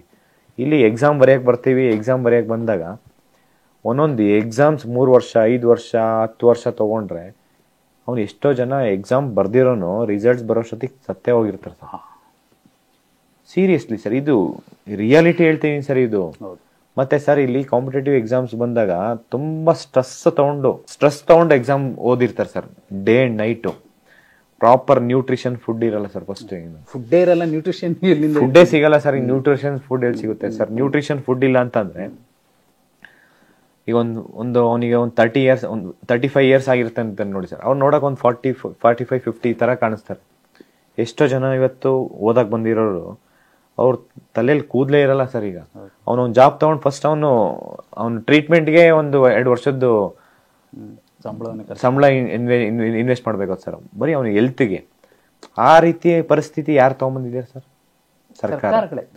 ಸರ್ಕಾರ ಕರೆಕ್ಟ್ ಆಗಿರ್ಬೇಕು ಸರ್. ಯಾಕೆ ಅಂತಂದ್ರೆ ಸರ್ಕಾರ ಯಾವುದೇ ಒಂದು ಪಾಲಿಸಿ ಡಿಸೈಡ್ ಮಾಡಬೇಕು ಅಂತಂದ್ರೆ, ಅದನ್ನ ಯಾವುದೇ ಒಂದು ಆರ್ಡರ್ ಪಾಸ್ ಮಾಡ್ಬೇಕಂತಂದ್ರೂ ತುಂಬಾ ಯೋಚನೆ ಮಾಡಿ ಯಾರಿಗೆ ಅನ್ಯಾಯ ಆಗ್ತಾ ಇದೆ, ಯಾರಿಗೆ ಒಳ್ಳೇದಾಗುತ್ತೆ, ಇದರಿಂದ ಇದನ್ನು ಈ ಆರ್ಡರ್ ಪಾಸ್ ಮಾಡಿದ್ರೆ, ಈ ಒಂದು ಪಾಲಿಸಿ ತಗೊಂಬಂದ್ರೆ ಅಂತ ಹೇಳಿ ತುಂಬಾ ಯೋಚನೆ ಮಾಡ್ಬೇಕು. ಸರ್ಕಾರ ಸರ್ ಸಾಕಷ್ಟು ಇದಾವೆ ಸರ್ ಸರ್ಕಾರದಿಂದ ಮಾಡೋಂಥದ್ದು. ಮತ್ತೆ students sir, they are helpless. ಯಾಕೆಂದ್ರೆ ಅವ್ರು ಓದೋದೇ ದೊಡ್ಡ ವಿಚಾರ ಸರ್. ಅವ್ರಿಗೆ ಇನ್ನೊಂದು ಏನಂತಂದ್ರೆ ಸರ್, ಡಿಗ್ರಿ ಆದ್ಮೇಲೆ ಅವೇರ್ನೆಸ್ ಬಂದಿರುತ್ತೆ, ಏನು ಕಾಂಪಿಟೇಟಿವ್ ಗೌರ್ಮೆಂಟ್ ಜಾಬ್ ತಗೊಬೇಕು ಅಂತ ಹೇಳ್ಬಿಟ್ಟು. ಅವ್ರು ಸಣ್ಣ ವಯಸ್ಸಿಂದ ಬಂದ ಅಂದ್ರೆ ಅವ್ರಿಗೆ ಆಲ್ಮೋಸ್ಟ್ ನಾಲೆಡ್ಜ್ ಇರುತ್ತೆ. ಪಾರ್ಟ್ ಟೈಮ್ ಕೆಲಸ ಮಾಡ್ಬೋದು, ಇಲ್ಲ ಆಲ್ಟರ್ನೇಟಿವ್ ಜಾಬ್ ಕೆಲಸ ಮಾಡ್ಕೊಂಡು. ಈಗ ಅವರು ಡಿಗ್ರಿ ಕಂಪ್ಲೀಟ್ ಆದ್ಮೇಲೆ ಅವೇರ್ನೆಸ್ ಬರುತ್ತೆ, ನಾನು ಓದ್ಬೇಕು, ಎಕ್ಸಾಮ್ ಪಾಸ್ ಆಗ್ಬೇಕು ಅಂದ್ರೆ ಕಂಟಿನ್ಯೂಸ್ ಫುಲ್ ಟೈಮ್ ಓದ್ಬೇಕು. ಫುಲ್ ಟೈಮ್ ಹೋಗಿಲ್ಲ ಅಂತಂದ್ರೆ ಕಾಂಪಿಟೇಷನ್ ಜಾಸ್ತಿ ಇದೆ. ಆ ಕಾಂಪಿಟೇಷನ್ ನಾವು ರೀಚ್ ಆಗಿ ನಾವು ಎಕ್ಸಾಮ್ಸ್ ಕ್ವಾಲಿಫೈ ಆಗ್ಬೇಕು ಅಂತಂದ್ರೆ ಫುಲ್ ಸ್ಟ್ರಗಲ್ ಮಾಡ್ಬೇಕಂತಂದ್ರೆ ಅವ್ರ ಹತ್ರ ಬ್ಯಾಕ್ಗ್ರೌಂಡ್ ಏನಿರುತ್ತೋ ಫೈನಾನ್ಷಿಯಲ್ ಬರ್ಡನ್ ಜಾಸ್ತಿ ಸರ್. ಖಂಡಿತ ಫೈನಾನ್ಷಿಯಲ್ ಬರ್ಡನ್ ಒಂದೇ ಅವರಿಗೆ ಸ್ಟ್ರೆಸ್ ಅಂತ ಅನ್ಸೋದು. ಫೈನಾನ್ಷಿಯಲ್ ಬರ್ಡನ್ ಕರೆಕ್ಟ್ ಆಗಿತ್ತಂತಂದ್ರೆ, ಅವ್ರಿಗೆ ಬರ್ಡನ್ ಆಗಿಲ್ಲ ಅಂತಂದ್ರೆ ಎಲ್ಲ ವಿದ್ಯಾರ್ಥಿಗಳು ಇಷ್ಟೊಂದು ಆಕ್ರೋಶಕ್ಕೆ ಒಳಗಾಗಲ್ಲ. ಖಂಡಿತ ಆಗಲ್ಲ. ಪ್ಲಸ್ ಇನ್ನೊಂದೇನಂದ್ರೆ ಸರ್, ಇಲ್ಲಿ ಸಾವಿರಾರು ವಿದ್ಯಾರ್ಥಿಗಳು ಆಲ್ರೆಡಿ ಜಾಬ್ ಮಾಡ್ತಾ ಇರ್ತಾರೆ ಸರ್. ಅಂದ್ರೆ ಜಾಬ್ ಮಾಡೋರು ಈಗ ಫಾರ್ ಎಕ್ಸಾಂಪಲ್ ಡಿಗ್ರಿ ಕಂಪ್ಲೀಟ್ ಆದ್ಮೇಲೆ ಜಾಬ್ ಹೋಗಿರ್ತಾರೆ ಸರ್. ಅಲ್ಲಿ 1 ವರ್ಷ, 2 ವರ್ಷ, 3 ವರ್ಷ ಅಲ್ಲಿಂದ ಟಾರ್ಚರ್ ತಡೆಯಕ್ಕಾಗದೆ ಇಲ್ಲಿ ಗೌರ್ಮೆಂಟ್ ಜಾಬ್ ತಗೊಂಡ್ರೆ ನೀವು ಏನೋ ಒಂದು ಸೆಕ್ಯೂರಿಟಿ ಇರುತ್ತೆ. ಗೌರ್ಮೆಂಟ್ ಜಾಬ್ ಅಂದ್ರೆ ಸೆಕ್ಯೂರಿಟಿ, ಮತ್ತೆ ಒಂದು ಐಫೈ ಇರ್ಬೋದು, ಸೊಸೈಟಿಗೆ ಏನೋ ಒಂದು ಸರ್ವ್ ಮಾಡಬೇಕು ಅನ್ನೋ ಒಂದು ಉದ್ದೇಶದಿಂದ ಸಾವಿರಾರು ಲಕ್ಷಾಂತರ ಆಸ್ಪಿರೆಂಟ್ಸ್ ಕ್ರಿಯೇಟ್ ಆಗ್ತಾರೆ ಸರ್. ಪ್ರೈವೇಟ್ ಜಾಬ್ ಅಲ್ಲಿ ಅಷ್ಟು ಟಾರ್ಚರ್ ಇರುತ್ತೆ. ಅವ್ನು ಕೂಡ 50,000ನೇ ಬೆಳಿಗ್ಗೆ 6 ಗಂಟೆಯಿಂದ ರಾತ್ರಿ 12 ಗಂಟೆ ತನಕ ಅವ್ನು ಮನೆಗೆ ಹೋದ್ರು ಬಿಡಲ್ಲ, ಅಷ್ಟು ದುಡಿಸ್ಕೊಂತ ಸರ್. ಹಂಗಿರ್ಬೇಕಾದ್ರೆ ಅವನು ಎಷ್ಟೋ ಜನ ಪ್ರೈವೇಟ್ ಜಾಬ್ ಬಿಟ್ಟು ಕಾಂಪಿಟೇಟಿವ್ ಎಕ್ಸಾಮ್ಸ್ಗೆ ಒಂದು KS ಅಧಿಕಾರಿ ಆಗ್ಬೇಕು, ಒಂದು ತಹಸೀಲ್ದಾರ್ ಆಗ್ಬೇಕು, ಒಂದು AC ಆಗ್ಬೇಕು, ಒಂದು DOSP ಆಗ್ಬೇಕು, ಒಂದು FD ಆಗ್ಬೇಕು, ಒಂದು ಪೊಲೀಸ್ ಅಂದ್ರೆ ಸಬ್ ಇನ್ಸ್ಪೆಕ್ಟರ್ ಆಗ್ಬೇಕು, ಒಂದು PDO ಆಗ್ಬೇಕು ಅಂತ ಹೇಳ್ಬಿಟ್ಟು ಎಷ್ಟು ಕಷ್ಟಪಟ್ಟು ಆ ಪ್ರೈವೇಟ್ ಜಾಬ್ ಬಿಟ್ಟು ಇಲ್ಲಿಗೆ ಬರ್ತಾರೆ ಸರ್. ಆದ್ರೆ ಇಲ್ಲಿ ನಡೆಸೋಂಥದ್ದು ಆಮೇಲೆ ಗೊತ್ತಾಗುತ್ತೆ ಸರ್, ಇಲ್ಲಿಂದ ಅವೇರ್ನೆಸ್ ಏನಂತ. KPSC ಈ ರೀತಿ ಭ್ರಷ್ಟಾಚಾರ ಆಗ್ತಾ ಇದೆ, ಅಂದರೆ ನಾವು ಇಷ್ಟು ಕಾಂಪಿಟೇಷನ್ ಇದೆ, ಇಷ್ಟು ಸ್ಟೂಡೆಂಟ್ಸ್ ಇದ್ದಾರೆ, ಇಷ್ಟು ಕಷ್ಟ ಆಗುತ್ತೆ ಅಂತ ಹೇಳ್ಬಿಟ್ಟು ಆಮೇಲೆ ಗೊತ್ತಾಗುತ್ತೆ ಸರ್. ಇಲ್ಲಿ ಇದು ಎಲ್ಲದಕ್ಕೂ ತುಂಬ ಇಂಪಾರ್ಟೆಂಟ್ ಏನಂತಂದ್ರೆ ಸರ್ಕಾರ ನೋಟಿಫಿಕೇಶನ್ಸೇ ಮಾಡ್ತಾ ಇಲ್ಲ ಅಂತ ಆಮೇಲೆ ಗೊತ್ತಾಗುತ್ತೆ ಸರ್. ಈ ಸ್ಟೂಡೆಂಟ್ಸ್ ಏನು ಅನ್ಕೊಂತಾರೆ, ಈ ವರ್ಷ ನೋಟಿಫಿಕೇಶನ್ಸ್ ಆಗುತ್ತೆ, ನೆಕ್ಸ್ಟ್ ಇಯರ್ ನಾನು ಸೆಲೆಕ್ಟ್ ಆಗ್ತೀನಿ ಅಂತ ಬರ್ತಾರೆ ಸರ್. ಇವರು ಡಿಪಾರ್ಟ್ಮೆಂಟಿಂದ ಒಂದೊಂದು ನೋಟಿಫಿಕೇಶನ್ಸ್ ಬಿಡೋದಕ್ಕೆ 3 ವರ್ಷ ತೊಗೊತಾರೆ ಸರ್. ಫಸ್ಟ್ ಥಿಂಗು, ಆ ನೋಟಿಫಿಕೇಶನ್ ಕಂಪ್ಲೀಟ್ ಮಾಡೋದಕ್ಕೆ KPSC 5 ವರ್ಷ ತೊಗೊತಾರೆ ಸರ್. ಅಂದರೆ ಒಂದು ನೋಟಿಫಿಕೇಶನ್ಸ್ ಗ್ಯಾಪ್ ಎಷ್ಟಾಯ್ತು ಸರ್? 8 ವರ್ಷ. ಅಂದರೆ ನಾವು KPSC ಮೇಲೆ ಫಸ್ಟ್ KPSCನೂ ರಿಫಾರ್ಮ್ ಆಗಬೇಕು, ಮತ್ತೆ ಸರ್ಕಾರ ತಾನಾಗೆ ಅದನ್ನ ರಿಫಾರ್ಮ್ ಮಾಡ್ಕೊಬೇಕು. ಅಂದ್ರೆ ಒಂದು ನೋಟಿಫಿಕೇಶನ್ಸ್ ಮಾಡ್ತೀನಿ ಅಂತಂದ್ರೆ ಅದರಲ್ಲಿ ಯಾವುದೇ ರೀತಿ ಭ್ರಷ್ಟಾಚಾರ ಆಗ್ಬಾರ್ದು ಸರ್. ಒನ್ಸ್ ಅದು ಭ್ರಷ್ಟಾಚಾರ ಆಯ್ತಂತಂದ್ರೆ ಮತ್ತೆ ಪ್ರಾಮಾಣಿಕ ಅಭ್ಯರ್ಥಿಗಳು ಒಳಗಡೆ ಹೋಗಲ್ಲ ಸರ್, ಮತ್ತೆ ಅವರು ಸೆಲೆಕ್ಟ್ ಆಗಲ್ಲ. ಇಲ್ಲಿ ಪ್ರಾಮಾಣಿಕ ಅಭ್ಯರ್ಥಿಗಳು ಯಾಕೆ ಸೆಲೆಕ್ಟ್ ಆಗ್ಬೇಕು ಅನ್ನೋದು ತುಂಬಾ ಒಂದು ಎಕ್ಸಾಂಪಲ್ ಕೊಡ್ತೀನಿ ಸರ್. ಒಬ್ಬ ಪೊಲೀಸ್ ಸ್ಟೇಷನ್ ಅಂದ್ರೆ ಒಬ್ಬ PSI ಆಗಿರೋನು ಅಂತ ಹೇಳ್ಕೊಳ್ಳಿ ಸರ್. ನಾನೇ 402 ಇದು ತುಂಬಾ ಹೋರಾಟ ಮಾಡಿ ಅದು ಪ್ರಾಮಾಣಿಕವಾಗಿ ಸೆಲೆಕ್ಟ್ ಆಗಿದ್ದಾರೆ ಸರ್. ನೀವು ಎಕ್ಸ್ಪೆಕ್ಟ್ ಮಾಡೋದಕ್ಕೆ ಸರ್, ಒಬ್ಬ ಫ್ರೆಂಡ್ ಹೋಗಿದ್ದ ಅಂದ್ರೆ ಅವನು ಮೆಡಿಕಲ್ಗೆ ಹೋಗಿದ್ದಾನೆ ಸರ್, ವಿದ್ಯಾರ್ಥಿ ಅಂದ್ರೆ ಅವನು ಮೆಡಿಕಲ್ ಇರುತ್ತಲ್ಲ ಸರ್, ಆ ಲೈನ್ ಹೋಗಿದ್ದಾನೆ. ಇನ್ನೊಬ್ಬ ನಮ್ಮ ಫ್ರೆಂಡ್ ಒಬ್ರು ಹೇಳಿದ್ ಸರ್, ಅವರು ನಾನು ಮೆಡಿಕಲ್ ಹೋಗಿದ್ದೆ. ಮೆಡಿಕಲ್ ಹೋದಾಗ ಅವನ್ನ ಕೇಳ್ದೆ, ಇದು ಮೆಡಿಕಲ್ ಲೈನ್ ಯಾವ್ದಿದೆ, PSI ಮೆಡಿಕಲ್ ಎಲ್ಲಿ ಹೋಗ್ಬೇಕಂತ. ನಾನು ಇದೇ ಲೈನು, ನಾನು ನಿಂತೀನಿ. ಇವನ್ಗೆ ಫುಲ್ ಡೌಟ್ ಬಂತಂತೆ ಸರ್. ಅಂದ್ರೆ ಅವಾಯ್ ಚಪ್ಪಲಿ ಹಾಕೊಂಡು ಈ ತರ ಬಂದಿದೆ ಅಂತ ಅವನು ಕೇಳದಂತೆ. ಈ ತರ ಹಂಗೆ ಮಾತಾಡ್ತಾ ಇರ್ಬೇಕಾರೆ, ನಾನು ಇಲ್ಲಿ ಇರೋದಕ್ಕೆ ಕಾರಣನೇ ಕಾಂತ್ ಕುಮಾರ್ ಸರ್ ಮತ್ತೆ ಅಕ್ಸಾ ಸಂಘಟನೆ, ಅವರಿಂದ ನಾನು ಇಲ್ಲಿ ಸೆಲೆಕ್ಟ್ ಆಗಿದ್ದೀನಿ. ಅವ್ನು ಹೇಳದಂತೆ ಸರ್, ನಾನು ಒಂದು ವಾರದಲ್ಲಿ 3 ದಿನ ಕ್ಯಾಟ್ರಿಂಗ್ ಕೆಲಸ ಮಾಡ್ತಾನಂತೆ ಸರ್. ಎಲ್ಲೆಲ್ಲಿ ಕೆಲಸ ಇರುತ್ತೆ ಅಡ್ಗೆ ಕೆಲಸ, ಅದನ್ನ ಮಾಡ್ಕೊಂಡು ಓದ್ಕೊಂಡ್ ಬರ್ತಿದ್ದಂತೆ ಸರ್. ಯಾವಾಗ ಎಕ್ಸಾಮ್ಸ್ ಪ್ರಾಮಾಣಿಕ ಅಂದ್ರೆ ಸ್ಟ್ರಿಕ್ಟ್ ಆಗಿ ಭ್ರಷ್ಟಾಚಾರ ಮುಕ್ತ ನೇಮಕಾತಿ ಆಯ್ತದು, ಅವಾಗ ಅದ್ರಲ್ಲಿ ಸೆಲೆಕ್ಟ್ ಆಗ ಸರ್. ನಾನು ಪ್ರತಿಯೊಂದು ಸತಿನೂ ಅವೇರ್ನೆಸ್ ಮಾಡ್ತಿದ್ದೆ ಸರ್. ಆ ಒಂದು 402 ಎಕ್ಸಾಮ್ಸ್ ಹೆಂಗ್ ಎಕ್ಸಾಮ್ಸ್ ಕಂಡಕ್ಟ್ ಮಾಡಿದಾರೆ ಅಂತಂದ್ರೆ, first paper second paper sir, PSI 402 paper. First paper ಆದ್ಮೇಲೆ ಸೆಕೆಂಡ್ ಪೇಪರ್ಗೆ KE ಇಂದ ನಡೆಸಿದ್ ಸರ್ ಎಕ್ಸಾಮ್ಸ್. KE ಇಂದ ಬಾಳೆಹಣ್ಣು ಬಿಸ್ಕೆಟ್ ಕೊಟ್ಟು ಸೆಕೆಂಡ್ ಪೇಪರ್ ಎಕ್ಸಾಮ್ಸ್ ಕಂಡಕ್ಟ್ ಮಾಡಿದ್ರು. ಅಂದ್ರೆ ಅಲ್ಲಿಂದ ಆಚೆನೆ ಬಿಟ್ಟಿಲ್ಲ. ಇದೊಂದು ರೂಮ್ ಅಂತ ಅಂದ್ರೆ, ಅದೊಂದು ಕಾಂಪೌಂಡ್ ಅಂತಂದ್ರೆ ಎಕ್ಸಾಮ್ ಸೆಂಟರ್ ಇಂದ ಆಚೆ ಹೋಗಂಗೆ ಇಲ್ಲ ಸರ್. ಅದೇ ರೂಮಲ್ಲಿ ಕುತ್ಕೊಬೇಕು. ಹೋದ್ರೆ ಅವ್ನು ವಾಶ್ರೂಮ್ ಹೋಗಿ ವಾಪಸ್ ಬಂದು ಅಲ್ಲೇ ಕುತ್ಕೊಬೇಕು. ಅಷ್ಟು ಸ್ಟ್ರಿಕ್ಟ್ ಆಗಿ ಎಕ್ಸಾಮ್ಸ್ ಕಂಡಕ್ಟ್ ಮಾಡಿದ್ರು. ಬರೀ ಅದೊಂದೇ ಅಲ್ಲ ಸರ್, ಎಲ್ಲ ಎಕ್ಸಾಮ್ಸ್ ಅದೇ ರೀತಿ ಆಗ್ಬೇಕು ಸರ್. ಯಾಕೆಂದ್ರೆ ಅದೇ ರೀತಿ ಎಕ್ಸಾಮ್ಸ್ ನಡೆದ್ರೆ ಅವಾಯ್ ಚಪ್ಪಲಿ ಹಾಕೊಂಡು ಬಂದವರು, ಮತ್ತೆ ಅಲ್ಲಿ ಕ್ಯಾಟ್ರಿಂಗ್ ಕೆಲಸ ಮಾಡೋರು, ಗಿಗ್ ವರ್ಕರ್ಸ್ ಆಗಿ ಝೊಮ್ಯಾಟೊ, ಸ್ವಿಗ್ಗಿ ಮತ್ತೆ ಓಲೋ, ಊಬರ್ ಅಲ್ಲಿ ಡ್ರೈವರ್ ಆಗಿ ಕೆಲಸ ಮಾಡೋಂಥವ್ರು, ಹೋಟೆಲ್ ಕೆಲಸ ಮಾಡೋಂಥವ್ರು, ಪಾರ್ಟ್ ಟೈಮ್ ಕೆಲಸ ಮಾಡೋಂಥವ್ರು, ಟೀಚರ್ ಪಾರ್ಟ್ ಟೈಮ್ ಕೆಲಸ ಮಾಡೋಂಥವ್ರು, ಅಂಥವ್ರಿಗೆ ಜಾಬ್ ಸಿಗುತ್ತೆ ಸರ್. ಅಂಥವ್ರಿಗೆ ಜಾಬ್ ಸಿಗ್ಬೇಕಂತಂದ್ರೆ ಎಕ್ಸಾಮ್ಸ್ ನಡೆಸೋ ರೀತಿ ಕರೆಕ್ಟ್ ಆಗಿರ್ಬೇಕು ಸರ್. ನಾನು ಮೊದಲಿಂದಾನೇ ಹೇಳ್ತೀನಿ ಸರ್, ಆಲ್ಮೋಸ್ಟ್ 2 ವರ್ಷ ಈ ಕಾಂಗ್ರೆಸ್ ಸರ್ಕಾರ ಬಂದಾಗಿಂದಾನೇ ಹೇಳಿದೆ ಸರ್, 5 ಪರೀಕ್ಷಾ ಭವನ ತೆಗಿರಿ ಅಂತ ಹೇಳಿ. North, south, east, west, centre ಅಂತ ಹೇಳಿ ಬಿಹಾರದಲ್ಲಿ ಇದೆ ಸರ್. ಅದೇ ರೀತಿ ನಮ್ಮ ಕರ್ನಾಟಕದಲ್ಲಿ ಪರೀಕ್ಷಾ ಭವನ ಸರ್. ಎವ್ರಿ ವೀಕ್ ಎಕ್ಸಾಮ್ಸ್ ನಡೆಯುತ್ತೆ ಸರ್. ಎವ್ರಿ ವೀಕ್ ಎಕ್ಸಾಮ್ಸ್ ಇರುತ್ತೆ, ಐದರ್ ಸ್ಟೇಟ್ ಆರ್ ಸೆಂಟ್ರಲ್ ಗೌರ್ಮೆಂಟ್. ಯಾಕೆಂದ್ರೆ ಇವ್ರು ನೋಟಿಫಿಕೇಶನ್ ಸೆಂಟ್ರಲ್ ಗೌರ್ಮೆಂಟ್ ಅಂತೂ ಎವ್ರಿ ಮಂತ್ಲಿ ಏನಿಲ್ಲ ಅಂದ್ರೆ ಒಂದು 2-3 ಎಕ್ಸಾಮ್ಸ್ ಕಂಟಿನ್ಯೂಸ್ ಆಗಿರುತ್ತೆ ಸರ್. ನಾನು ನೋಡಿದೀನಿ. ನಮ್ಮ ಕರ್ನಾಟಕದಲ್ಲಿ ಸ್ವಲ್ಪ ಅವೇರ್ನೆಸ್ ಕಡಿಮೆ ಇದೆ. ಇವಾಗ ಜಾಸ್ತಿ ಆಗ್ತಾ ಇದೆ sir. SSC exams, RRB, group B, group C exams, JE exams, banking exams, railway exams, ಮತ್ತೆ ಈ ತರ ಸಾವಿರಾರು ಹುದ್ದೆಗಳು ಕರೀತಾರೆ ಸರ್. ಹಂಗಿದ್ದಾಗ ಇಲ್ಲಿ ಸ್ವಲ್ಪ ಅವೇರ್ನೆಸ್ ಅದ್ರ ಬಗ್ಗೆ ನಮ್ಮ ಸ್ಟೇಟ್ ಗೌರ್ಮೆಂಟ್ ಮೇಲೆ ಜಾಸ್ತಿ ಡಿಪೆಂಡ್ ಆಗಿದೆ ಸರ್. ಹಿಂಗೆಲ್ಲ ಎಕ್ಸಾಮ್ಸ್ ನಡೀತಾ ಇರ್ಬೇಕಾದ್ರೆ ನಮ್ಮ ಕರ್ನಾಟಕದಲ್ಲಿ ಯಾಕೆ ಪರೀಕ್ಷಾ ಭವನ ಆಗ್ಬಾರ್ದು ಅನ್ನೋದು ನಂದು ಅದು ಮುಂಚೆಯಿಂದನೂ ಇದೆ ಸರ್. ಅದ್ರ ಬಗ್ಗೆ ಹೇಗ್ ನಡೆಯುತ್ತೆ ಪ್ರಕ್ರಿಯೆ? ಈಗ ಬಿಹಾರ ಹೇಳಿದ್ದಲ್ವಾ? ಹೌದೌದು ಸರ್. ಅಂದ್ರೆ ಈಗ ನಾವು ಪರೀಕ್ಷಾ ಭವನ ಅಂತ ಅಂದಾಗ sir, north, south, east, west, ನಮ್ಗೆ ಇವಾಗ ಸ್ಟೂಡೆಂಟ್ಸು ಎಲ್ಲಿ ಈ ಫಾರ್ ಎಕ್ಸಾಂಪಲ್ ಬೆಂಗಳೂರಲ್ಲಿ ಓದ್ತಾ ಇದ್ದಾರೆ ಸರ್, ಅವನು ನಿಯರೆಸ್ಟ್ ಈಗ ಫಾರ್ ಎಕ್ಸಾಂಪಲ್ ಅವ್ನು ಬೀದರಿಂದ ಇಲ್ಲಿ ಬೆಂಗಳೂರು ಬಂದಿರ್ತಾರೆ ಸರ್ ಓದಕ್ಕೆ, ಅಲ್ಲಿ ಸರೌಂಡಿಂಗ್ ಪ್ಲೇಸ್ ಕೊಟ್ಬಿಡ್ತಾರೆ ಸರ್. ಈಗ ನಮ್ದು ಈಗ ಬೆಂಗಳೂರು ಅಂತ ಅನ್ಕೊಳ್ಳಿ ಸರ್, ಬೆಂಗಳೂರಲ್ಲಿ ಒಂದು ಸೆಂಟರ್ ಕೊಡ್ತಾರೆ, ನಿಮ್ದು ಇಲ್ಲೇ ಪ್ಲೇಸ್ ಇದು ಪ್ರಾಪರ್, ನಿಮ್ ಅಡ್ರೆಸ್ ಮೇಲೆ ಡಿಸೈಡ್ ಆಗುತ್ತೆ ಸರ್. ಸುತ್ತಮುತ್ತ ಅವ್ನು ಪಾಪ ಧಾರವಾಡ, ಬೀದರಿಂದ ಬೆಂಗಳೂರು ಬಂದಿರ್ತಾನೆ, ವಾಪಸ್ ಅವ್ನು ಮತ್ತೆ ಬೀದರ್ಗೆ ಹೋಗ್ಬೇಕು, 5,000 ಖರ್ಚು ಮಾಡ್ಕೊಂಡು ಹೋಗ್ಬೇಕು ಎಕ್ಸಾಮ್ ಬರೆಯೋದಕ್ಕೆ. ಅದೇ ಅವನಿಗೆ 5 ಸೆಂಟರ್ ಇತ್ತಂತಂದ್ರೆ ನಿಯರೆಸ್ಟ್ ಸೆಂಟರ್ ಫಿಕ್ಸ್ ಅವನ್ ಹಾಕ್ಬೋದು. ಈ ತರ ನಾನು 5 ಪರೀಕ್ಷಾ ಭವನ, ಈ ತರ ನಾನು ಹೋಗ್ತೀನಿ, ಇಲ್ಲಿ ಬರೀತೀನಿ. ಆ ಪರೀಕ್ಷಾ ಭವನದಲ್ಲಿ ಕಂಪ್ಯೂಟರ್ ಬೇಸ್ಡ್ ರೆಕ್ರೂಟ್ಮೆಂಟ್ ಇರಬೇಕು ಸರ್. ಅಂದರೆ ಯಾವುದೇ ಒಂದು ಎಕ್ಸಾಮ್ಸು ಕಂಪ್ಯೂಟರ್ ಮುಖಾಂತರ ನಿಮಗೆ ಆನ್ಲೈನ್ ಎಕ್ಸಾಮ್ ಆ ರೀತಿ ಇತ್ತಂತಂದ್ರೆ ಅದ್ರಲ್ಲಿ ಇನ್ನೂ ಕರಪ್ಷನ್ ಒಬ್ರು ಕರಪ್ಷನ್ ಮುಖಾಂತರ ಚಾನ್ಸೇ ಇರಲ್ಲ ಸರ್. ಈಗ TCS ಈ ತರ ಒಳ್ಳೊಳ್ಳೆ ಕಂಪ್ನೀಸ್ ಕೊಟ್ರೆ ಎಕ್ಸಾಮ್ಸ್ಗೆ ಕಂಪ್ಯೂಟರ್ ಬೇಸ್ಡ್ ರೆಕ್ರೂಟ್ಮೆಂಟ್ ಆತರ ಇದೆ ಸರ್. ಅಂದ್ರೆ ಪರೀಕ್ಷಾ ಭವನ ಇದೆ ಸರ್. ಅಂದ್ರೆ ಇದು ಮಾಡಿದ್ರೆ ಇನ್ನೂ ಉತ್ತಮವಾದ ಸರ್ ನಮ್ ಕರ್ನಾಟಕದಲ್ಲಿ 5 ಪರೀಕ್ಷಾ ಭವನ ಆದ್ರೆ ಇನ್ನೂ ತುಂಬಾ ಒಳ್ಳೆ ಸರ್. ಏನ್ ಸರ್ ಒಂದೊಂದು ಪರೀಕ್ಷಾ ಭವನ ಮ್ಯಾಕ್ಸಿಮಮ್ 1,000 ಕೋಟಿನ ಇಲ್ಲ 500 ಕೋಟಿ ಇನ್ವೆಸ್ಟ್ ಮಾಡಿದ್ರು ಒಂದು ಪರೀಕ್ಷಾ ಭವನ ಆಗ್ಬಿಡುತ್ತೆ ಸರ್. 500 ಇಂಟು 5 ಅಂತಂದ್ರೆ 2,500 ಕೋಟಿ. ಅದು ಲೈಫ್ ಟೈಮ್ ನೆನ್ಪುಳಿ ಸರ್. ಈ ತರ ಸರ್ಕಾರ ಈ ತರ ಮಾಡಿದ್ರು ಅಂತೇಳಿ ಪರೀಕ್ಷಾ ಭವನ ಮಾಡಿದ್ರೆ ಸರ್ ಅದರಲ್ಲೇ ಎಲ್ಲ ಎವಲ್ಯೂಷನ್ಸ್ ಅಲ್ಲೇ ಇರುತ್ತೆ, ಕ್ವಶನ್ ಪೇಪರ್ ಇರುತ್ತೆ, ಯಾರು ಹೊರಗಡೆಯಿಂದ ಬರೋದು, ಬ್ಲೂಟೂತ್ ಸ್ಕ್ಯಾಮ್ ಆಗಲ್ಲ, ಕ್ವಶನ್ ಪೇಪರ್ ಲೀಕ್ ಆಗಲ್ಲ. ಇದು ಮೇಜರ್ ಸಮಸ್ಯೆ ಇರುತ್ತೆ ಸರ್. ಕ್ವಶನ್ ಪೇಪರ್ ಲೀಕ್ ಆಗುತ್ತೆ, ಬ್ಲೂಟೂತ್ ಸ್ಕ್ಯಾಮ್ ಆಯ್ತು, ನೀವು ನೋಡಿದ್ರಲ್ಲ ಸರ್ ಎಷ್ಟು ಪ್ರತಿಯೊಂದು ಎಕ್ಸಾಮ್ಸ್ ಅಲ್ಲೂ ಏನೋ ಒಂದು ಮಿಸ್ಟೇಕ್ಸ್ ಮಾಡೇ ಮಾಡ್ತಾರೆ ಸರ್. ಯಾಕೆಂದ್ರೆ ಇವರು ಸರ್ ಇಲ್ಲಿ ಅನಿವಾರ್ಯ ಈ ಎಕ್ಸಾಮ್ ಯಾರೋ ಈಗ IAS ಆಫೀಸರ್, ಈಗ ಎಕ್ಸಿಕ್ಯೂಟಿವ್ ಡೈರೆಕ್ಟರ್ ಇರ್ಬೋದು, KPSC ಸೆಕ್ರೆಟರಿ ಇರ್ಬೋದು, ಅವರು ಹೇಳಲ್ಲ ಸರ್. ಈಗ ಯಾವ್ದೋ ಒಂದು ಜಿಲ್ಲೆಯಲ್ಲಿ ಇರುತ್ತೆ, ಬೀದರ್, ಗುಲ್ಬರ್ಗ್, ಆ ಕಡೆ ಎಲ್ಲ ತುಂಬಾ ಸ್ಕ್ಯಾಮ್ ಆಗುತ್ತೆ ಸರ್. ಇವಾಗೂ ಮೆಜಾರಿಟಿ ಒಂದೇ ರೂಮಲ್ಲಿ 4, 5, 10 ಜನ ಸೆಲೆಕ್ಟ್ ಆಗ್ತಾರೆ ಸರ್. ಸರ್ ಒಂದೇ ವಿಲೇಜ್ ಅಲ್ಲಿ ನಾನು ಕೇಳಿದೀನಿ, ಒಂದೇ ವಿಲೇಜ್ ಅಲ್ಲಿ 5 ಜನ PDO, 10 ಜನ PDO ಅಂತಂದ್ರೆ ಕಂಪ್ಲೀಟ್ ಸ್ಕ್ಯಾಮ್ ಅಂತ. ನಾನು ಹೇಳಿದೀನಿ ಸರ್ KPSC ಅಲ್ಲಿ ಇವಾಗೂ ಅಷ್ಟೇ OMR ಸ್ಕ್ಯಾಮ್ ಆಗ್ತಾ ಇದೆ ಅಂತ ಹೇಳಿ. OMR ಶೀಟ್ಸ್ ಹಂಗೆ ಖಾಲಿ ಬಿಟ್ಬಿಟ್ಟು ಬರೋದು ಸರ್. ರೌಂಡ್ಸ್ ಆ ರೌಂಡ್ಸ್ ಹಂಗೆ ಬಿಟ್ಟು ಬಂದಾಗ OMR ಶೀಟ್ಸ್ ಇಲ್ಲಿ ಬಂದಾಗ KPSC ಇಂದ OMR ಶೀಟ್ ತಗೊಂತಾರೆ. ಅವ್ರು ಎಷ್ಟು ಯಾವ್ದು ಕರೆಕ್ಟ್ ಆನ್ಸರ್ ಅದನ್ನ ಇದು ಮಾಡ್ಕೊಂಡ್ಬಿಡ್ತಾರೆ.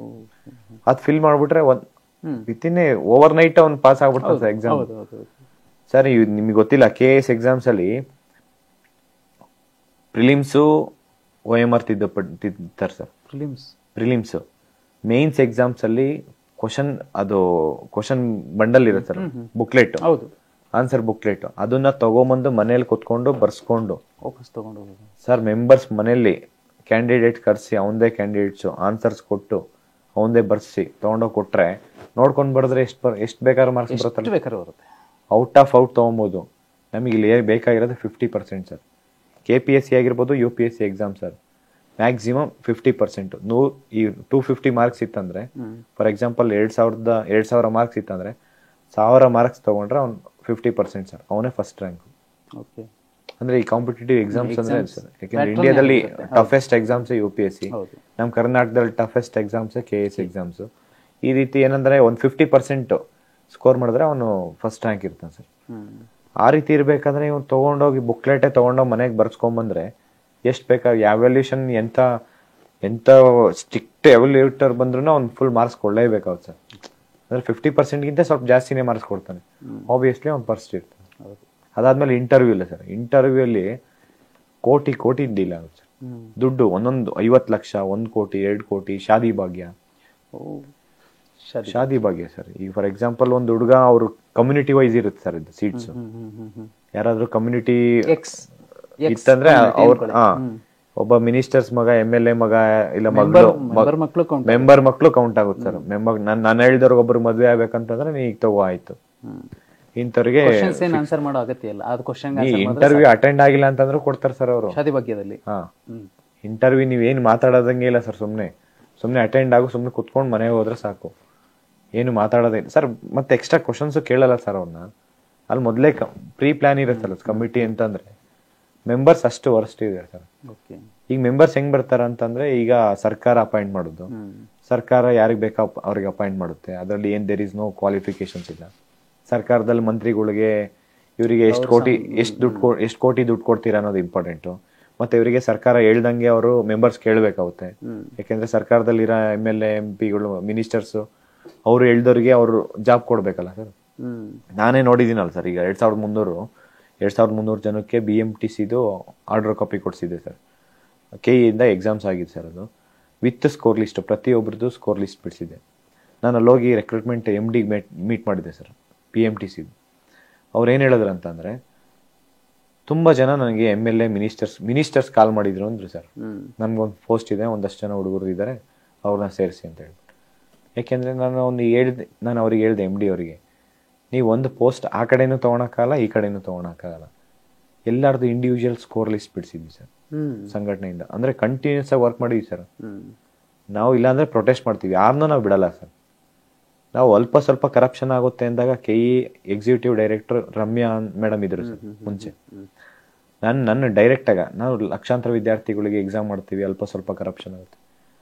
ಅಲ್ಲ, ಲಕ್ಷಾಂತರ ಜನ ಅಪ್ಲಿಕೇಶನ್ ಹಾಕ್ತಾರೆ, ಅದ್ರಲ್ಲಿ ಸೆಲೆಕ್ಟ್ ಆಗೋದೇ ಅಲ್ಪ ಸ್ವಲ್ಪ.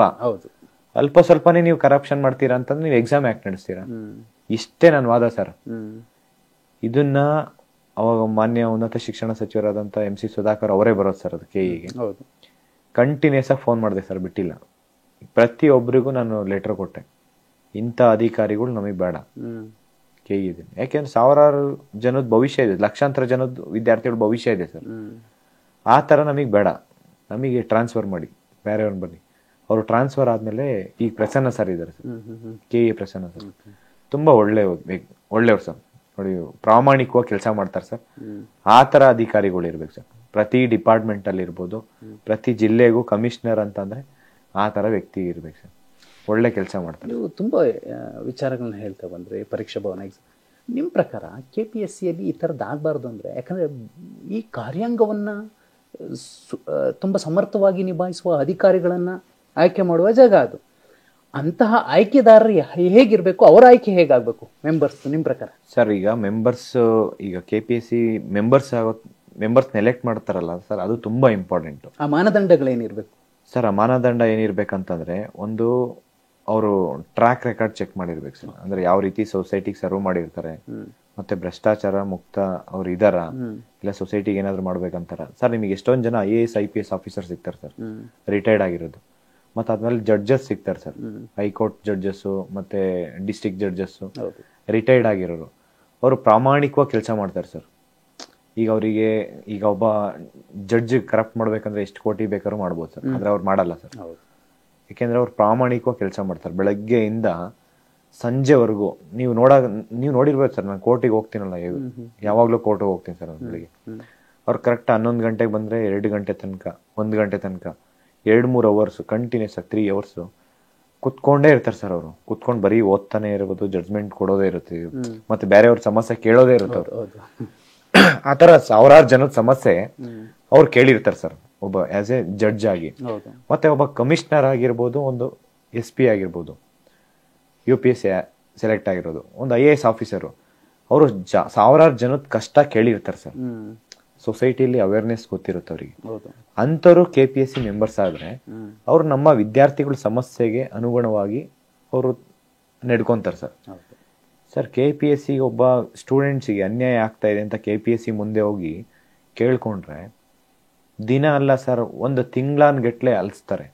ಕೊನೆಗೆ ಅವ್ರ ಮಾಹಿತಿ ಏನ್ ಹೇಳ್ತಾರಂತಂದ್ರೆ, ನಮ್ಮ ಹತ್ರ ಮಾಹಿತಿ ಕೊಡಕ್ಕಾಗಲ್ಲ ಸರ್. RTI ಹಾಕಿರ್ತಾರೆ ಸರ್. ಒಬ್ಬರು ಇದಾರೆ ಸರ್, PDO, ಸ್ವಲ್ಪ ಒಂದು OMR ಶೀಟ್ ಪಾಪ ಕಳ್ಕೊಂಡ್ಬಿಟ್ಟಿದ್ದಾನೆ. ಅಲ್ಲಿ ಸಿಂಧನೂರಲ್ಲಿ ಒಂದು ಇನ್ಸಿಡೆಂಟ್ ಆಯ್ತು ಸರ್, ನಿಮ್ಗೆ ಕೇಳಿರ್ತೀರ. ಅಂದ್ರೆ ಕ್ವಶನ್ ಪೇಪರ್ ಬಂದಿಲ್ಲ ಸರ್. 11 ಗಂಟೆ ಆದ್ರೂ ಕ್ವಶನ್ ಪೇಪರ್ ಬಂದಿಲ್ಲ. ದೊಡ್ಡ ಮಟ್ಟಕ್ಕೆ ಹೋರಾಟ ಆಗುತ್ತೆ, ಎಲ್ಲ ರೋಡ್ಗೆ ಬರ್ತಾರೆ.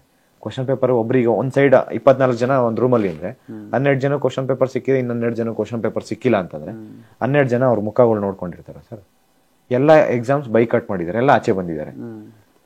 ಆಚೆ ಬಂದಾಗ ಸ್ವಲ್ಪ ಜನ ಎಕ್ಸಾಮ್ ಬರ್ದಿದ್ದಾರೆ. ಆ ಮೂಮೆಂಟ್ ಅಲ್ಲಿ 12 ಜನಕ್ಕೆ FIR ಹಾಕಿದ್ದಾರೆ ಸರ್. ಅದನ್ನ ನಾನು ಕ್ವಾಶ್ ಮಾಡಿಸ್ಬೇಕಂತ ಎಷ್ಟು ಹೋರಾಟ ಮಾಡ್ತಿದೀವಿ ಅಂತಂದ್ರೆ, ಸರ್ಕಾರ ಅದೆಲ್ಲ ಮಾಡ್ಬಾರ್ದು ಸರ್. ಯಾವ್ದೋ ಒಬ್ಬ ತಹಸೀಲ್ದಾರ್ AC ಮಾಡಿರೋ ಕೆಲಸ ಅದು. ಅವ್ರಿಗೆ ಮುಂದೆ ಮಾಡ್ತೀವಿ ಸರ್, ನಮಗೆ ಟೈಮ್ ಬರುತ್ತೆ, ಅವ್ರಿಗೆ ಏನ್ ಮಾಡ್ಬೇಕು ಅದ್ ಮಾಡ್ತೀವಿ ಸರ್. ಯಾಕೆಂದ್ರೆ ಅದು ವಿದ್ಯಾರ್ಥಿಗಳನ್ನ ಮಾಡಕ್ ಹೋಗ್ಬಾರ್ದು ಸರ್. ಯಾಕೆಂದ್ರೆ ಅವರಷ್ಟು ಪ್ರಾಮಾಣಿಕತೆಯಿಂದ ಪಾಪ ಎಷ್ಟು ಕಷ್ಟಪಟ್ಟು ಅವ್ರ ಕಷ್ಟ ಏನೇನಿರುತ್ತೆ ಹೇಳಕ್ಕಾಗಲ್ಲ. ಹೌದು ಸರ್. ಒಂದು FIR ಸರ್, ಈಗ ಫಾರ್ ಎಕ್ಸಾಂಪಲ್ ದುಡ್ಡಿರೋರ್ಗೆ FIR ಆದ್ರೆ ಏನ್ ಅನ್ಸಲ್ಲ ಸರ್. ಈಗ ಒಂದು 50,000, 1 ಲಕ್ಷ, 5 ಲಕ್ಷ ಆಗ್ಲಿ ಲಾಯರ್ನ ಇರ್ತಾರೆ, ಅವ್ರು ಏನೋ ಕ್ಲಿಯರ್ ಮಾಡ್ಕೊಂಡು ಹೋಗ್ತಾರೆ ಸರ್. ಸ್ಟೂಡೆಂಟ್ಸ್ ಅಂದಾಗ ಫಸ್ಟ್ ಥಿಂಗ್ ಫೈನಾನ್ಷಿಯಲ್ ಬರ್ಡನ್ ಆಗುತ್ತೆ. ಅಂಥವ್ರ ಮೇಲೆ ಯಾವತ್ತೂ ಹಾಕ್ಬಾರ್ದು. ಅದೇ ಸಿಂಧೂರಲ್ಲಿ ಎಕ್ಸಾಮ್ ಬರ್ದಿದೆ ಸರ್ ಪಾಪ ಹುಡುಗ. ಅದು OMR ಶೀಟ್ಸ್ ಕಳ್ಕೊಂಡ್ಬಿಟ್ಟಿದೆ. ಅಂದ್ರೆ ಒಂದು ಕಾರ್ಬನ್ ಕಾಪಿ ಬರುತ್ತೆ sir, answer sheet carbon copy ಇರುತ್ತೆ, ಅದು ಬಿಟ್ಬಿಟ್ಟಿದ್ದಾನೆ. ಕ್ಲಾಸ್ ರೂಮ್ಗೆ ಹೋಗಿ ಕೆಳಗಡೆ ಮೇಲೆ ಹೋಗೋಷ್ಟೊತ್ತಿಗೆ ಯಾರು ಕಳೆದೋಗ್ಬಿಟ್ಟಿದೆ ಅದು. KPSCಗೆ RTI ಹಾಕಿದ್ದೇನೆ ಸರ್. RTI ಹಾಕಿ ಕೊಡ್ತೀನಿ ಅಂತ ಹೇಳಿದರೆ ಸ್ಟಾರ್ಟಿಂಗಲ್ಲಿ ಇವ್ರು ಎಕ್ಸಾಮ್ಸ್ ಎಲ್ಲ ರಿಸಲ್ಟ್ಸ್ ಬಿಟ್ಟರು, ಈಗೆಲ್ಲ ಪ್ರೋಸೆಸ್ ಕಂಪ್ಲೀಟ್ ಆಯಿತು, ಇನ್ನೇನು ಲಾಸ್ಟಲ್ಲಿ ಕೊಡ್ತೀನಿ ಅಂದ್ಬಿಟ್ಟು ಕೊನೆ ಕೊಟ್ಟೇ ಇಲ್ಲ ಸರ್.